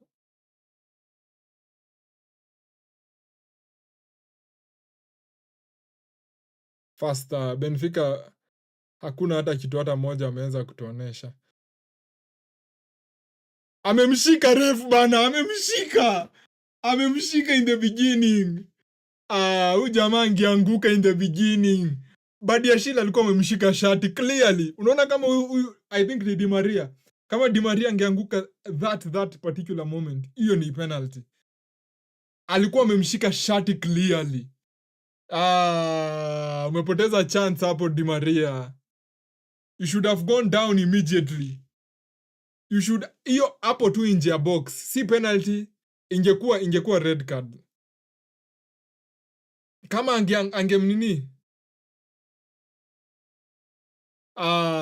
Di Maria umepoteza hiyo chance. Poteza hiyo chance Di Maria.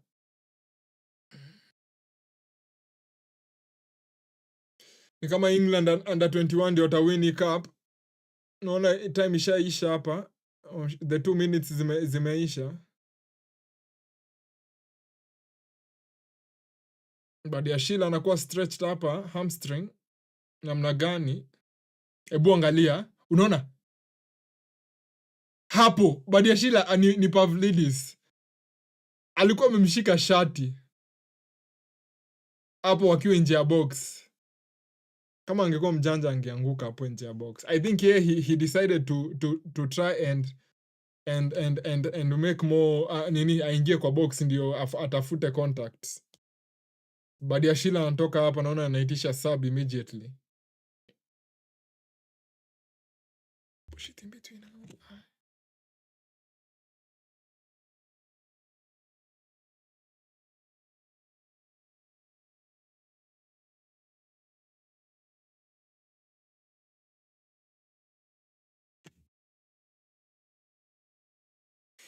Badiashile anatolewa hapa. Wanaweka huyu jamaa alikuwa anaitwa nani huyu Tosin Adrabio.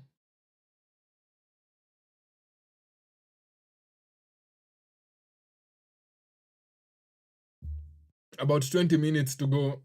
Voltamalde. Morgan anatuambia jina na pronouncewa aje. Voltamada ame lose the cup. Naona kina Belotti wanaingia for Benfica.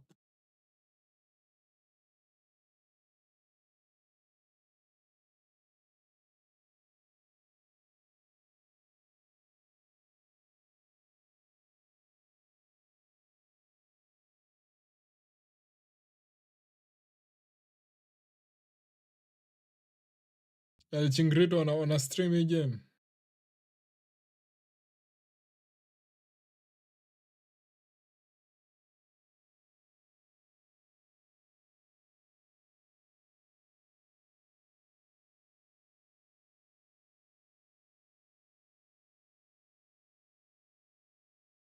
Turudi kwa game.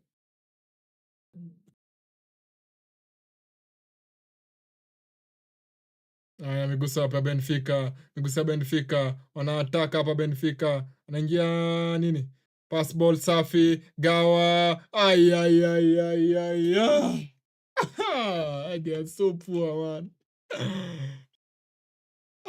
That is the first time I think nimeona wamecheza ball vizuri. Although hakukuwa na outcome. Anyway, acha tu we understand. Let us just understand. Nilikuwa nifanye nini? Nilikuwa niangalie FIFA Club World Cup.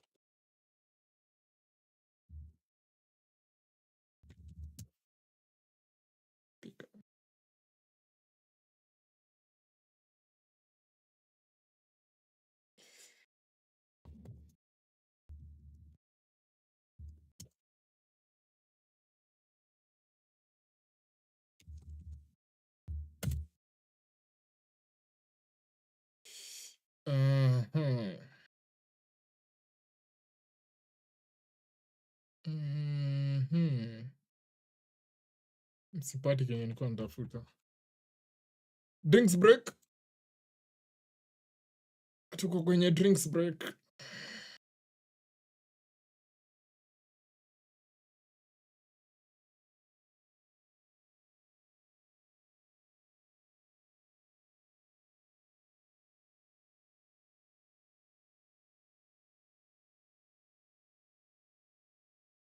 Mhm. Kuna kitu yenye nataka kufanya hapa, just a minute.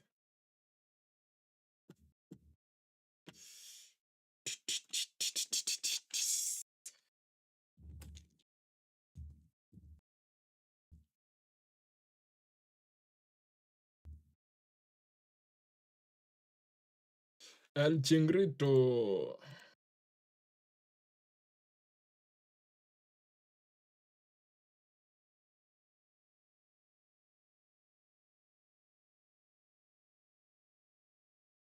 Watu wako kwa drinks break.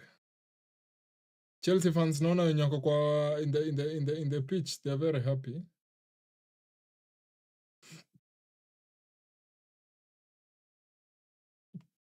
The Germans wame lose to England in the under 21 Euros.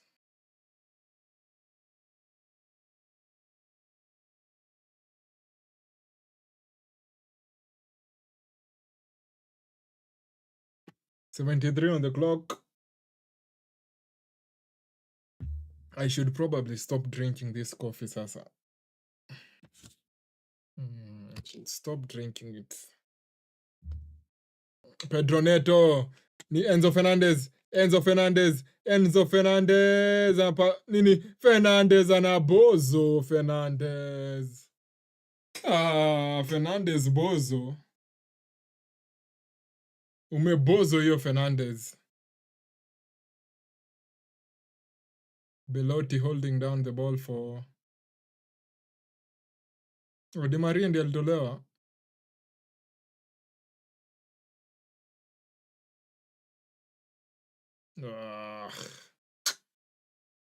So shite, man.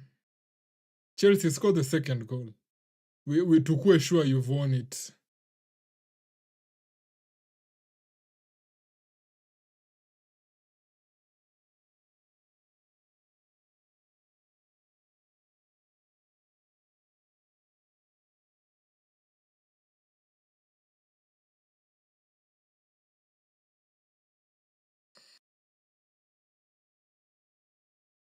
Pedro Neto. Pedro Neto. Patia kuku. Kukureya. Uko so bad. I think out of everyone in the field for Chelsea, when do you are shocking me? Ni kama amerudi default.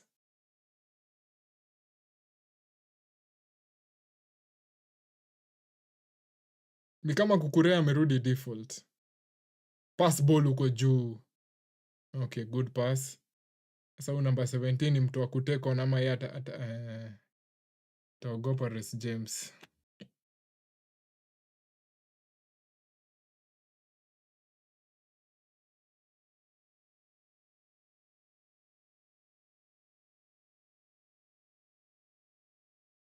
Ah, 15 minutes to go.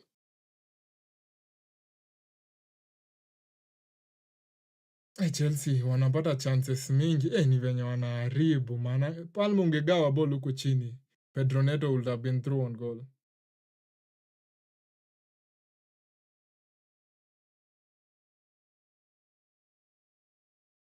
Ball in behind. Belotti. Jaba, offside. Offside Belotti. Naona trophy imeletwa hapa for the Euro under 21s.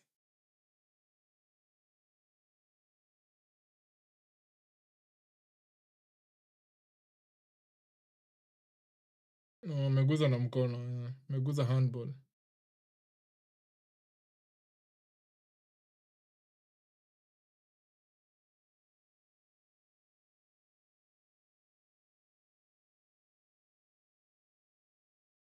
Liam Delap.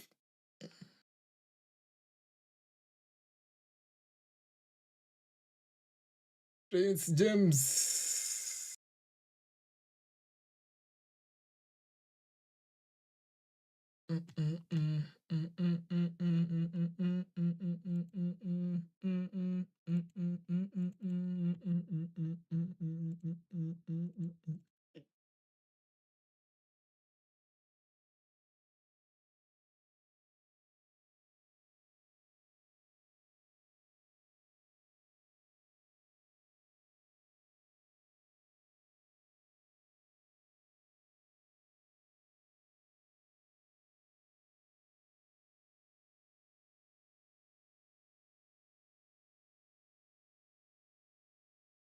GPU.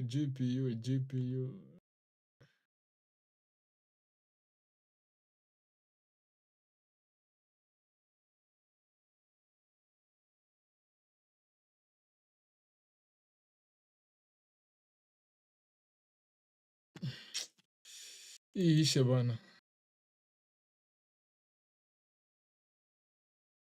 Huyu deputy wa UEFA anaitangwa nani? Na saa wingi jina yake.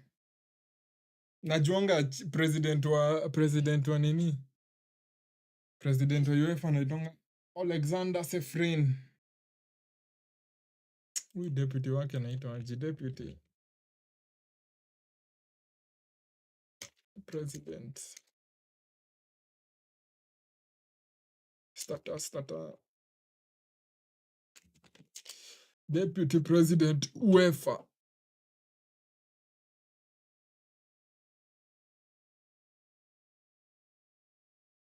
Ai, hakuna deputy. Huyu jamaa anaitanga. Kuna jamaa anatafuta specific.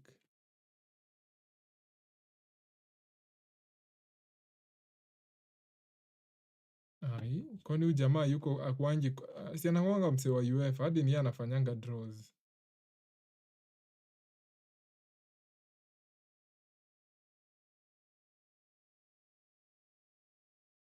Ai, hayuko hapa.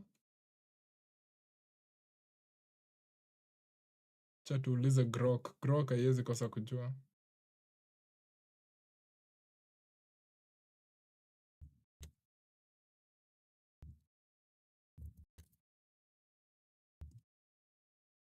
Who's the guy that does UEFA draws?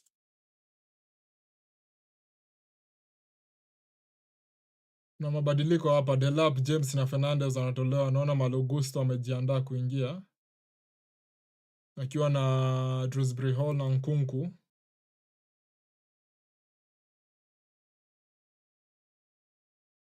Hawa wananionyesha staki the journalist na wajua.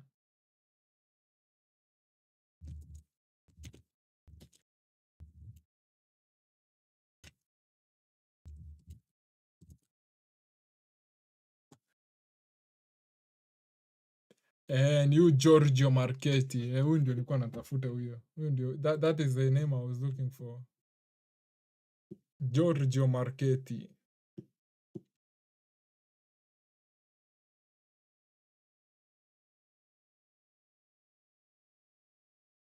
Giorgio Marchetti.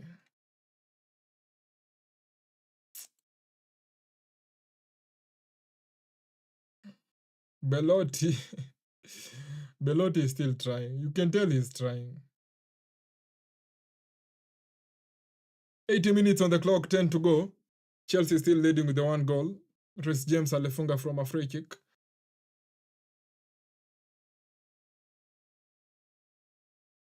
I would be rich. Any foul up by the Benfica guy. Karibia 2 hours. Oh.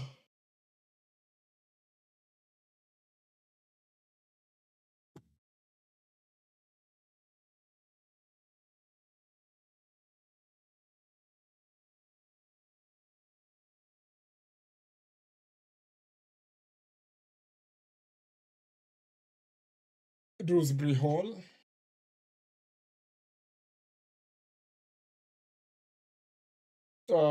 Dewsbury Hall hiyo ni pasi aina gani? Pedronet. Peleka chini hapa Pedronet, a free kick for the Chelsea.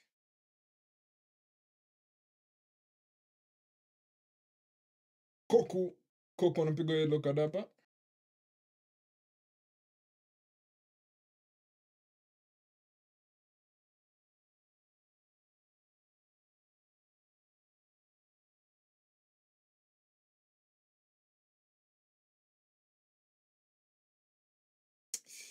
Isha. Kesho narudi na PSG versus Inter Miami. Naona itakuwa 7 p.m. in the evening. I think your time it's better for us. And then Monday there won't be any watch along. Maybe transfer show. Yeah, Monday we'll do a transfer show.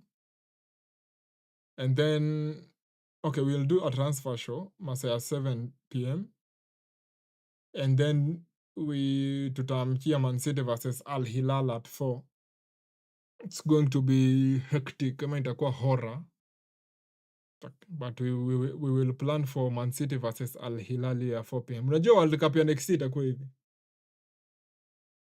World Cup ya next year itakuwa hivi. Hii light yangu I'll have to nilimulikisha juu sana. I think nafaa niiteremshe iangalie chini.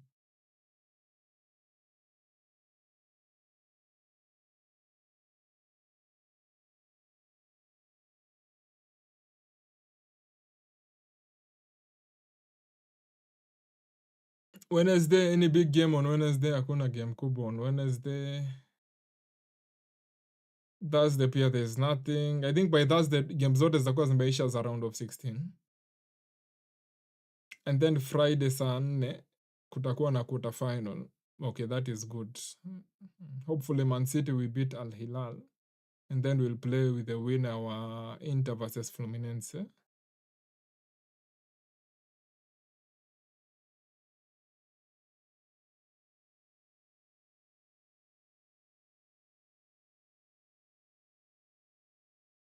Aya, Real wanacheza against Juve.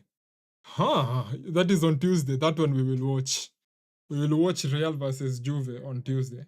And we'll also do the Man City game that is taking place very early in the morning at 4 a.m.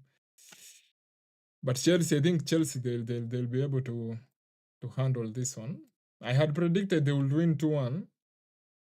And the worst part about that prediction is I thought that Benfica would score. Okay, Benfica played very well against Bayern the other day.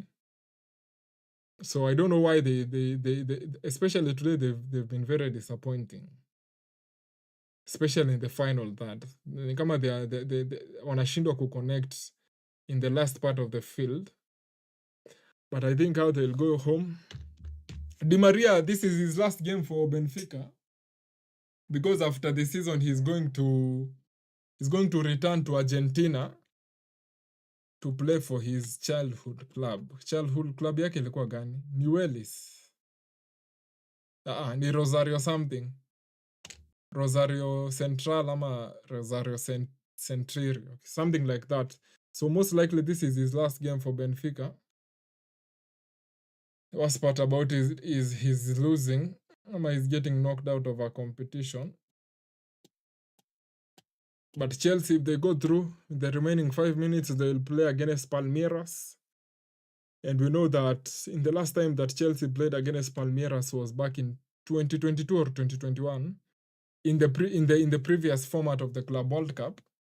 And they won, is it 1-0? I remember Havertz scored a penalty during the extra. What the fuck is happening? They are postponing the game because of thunderstorms. I think I'm going to end it there. How many minutes remaining in this game? 4 minutes. 4 minutes before the game ends. I think they are going to pause the game because of potential thunderstorms.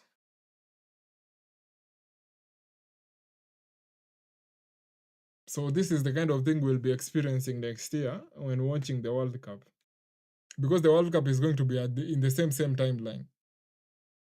It's going to be in the summer. I'm still not siko convinced about easy competitions zenye zinachezwa America. I know they want to bring football to a larger audience, but bado I think bado kuna nini mingi sana, mambo mingi sana ina happen in between. That being said, maybe I don't think I'm going to wait for them to finish up ama warudi. Nilikuwa nasema nini before tuone thunderstorms? I was saying that the last time Chelsea played against Palmeiras was back in 2021 ama 2022. Most likely 2022 when they won the Club World Cup, the previous format of the Club World Cup. I remember Havertz scored a penalty in that one. So yeah, even the fans are leaving the stadium.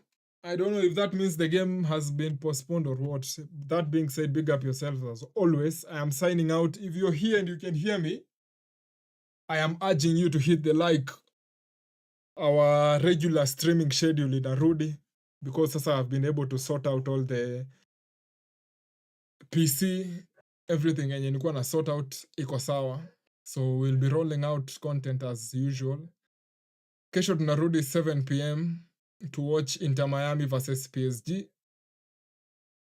In some few hours, about 6 hours from now, I'll wake up and watch the UFC. I'll also do a stream for that one. So if you're interested in that kind of thing, ama you'd like to know how the UFC goes, ama it's a very interesting fight, by the way. So you can also go and like that video if you won't be here in the morning. As always, big up yourselves. I'll see you. And as we are leaving, Chelsea is leading 1-0 against Benfica. They have postponed or they have paused the game because of some weather concerns. I think thunderstorms. So I'm going to see you guys next time.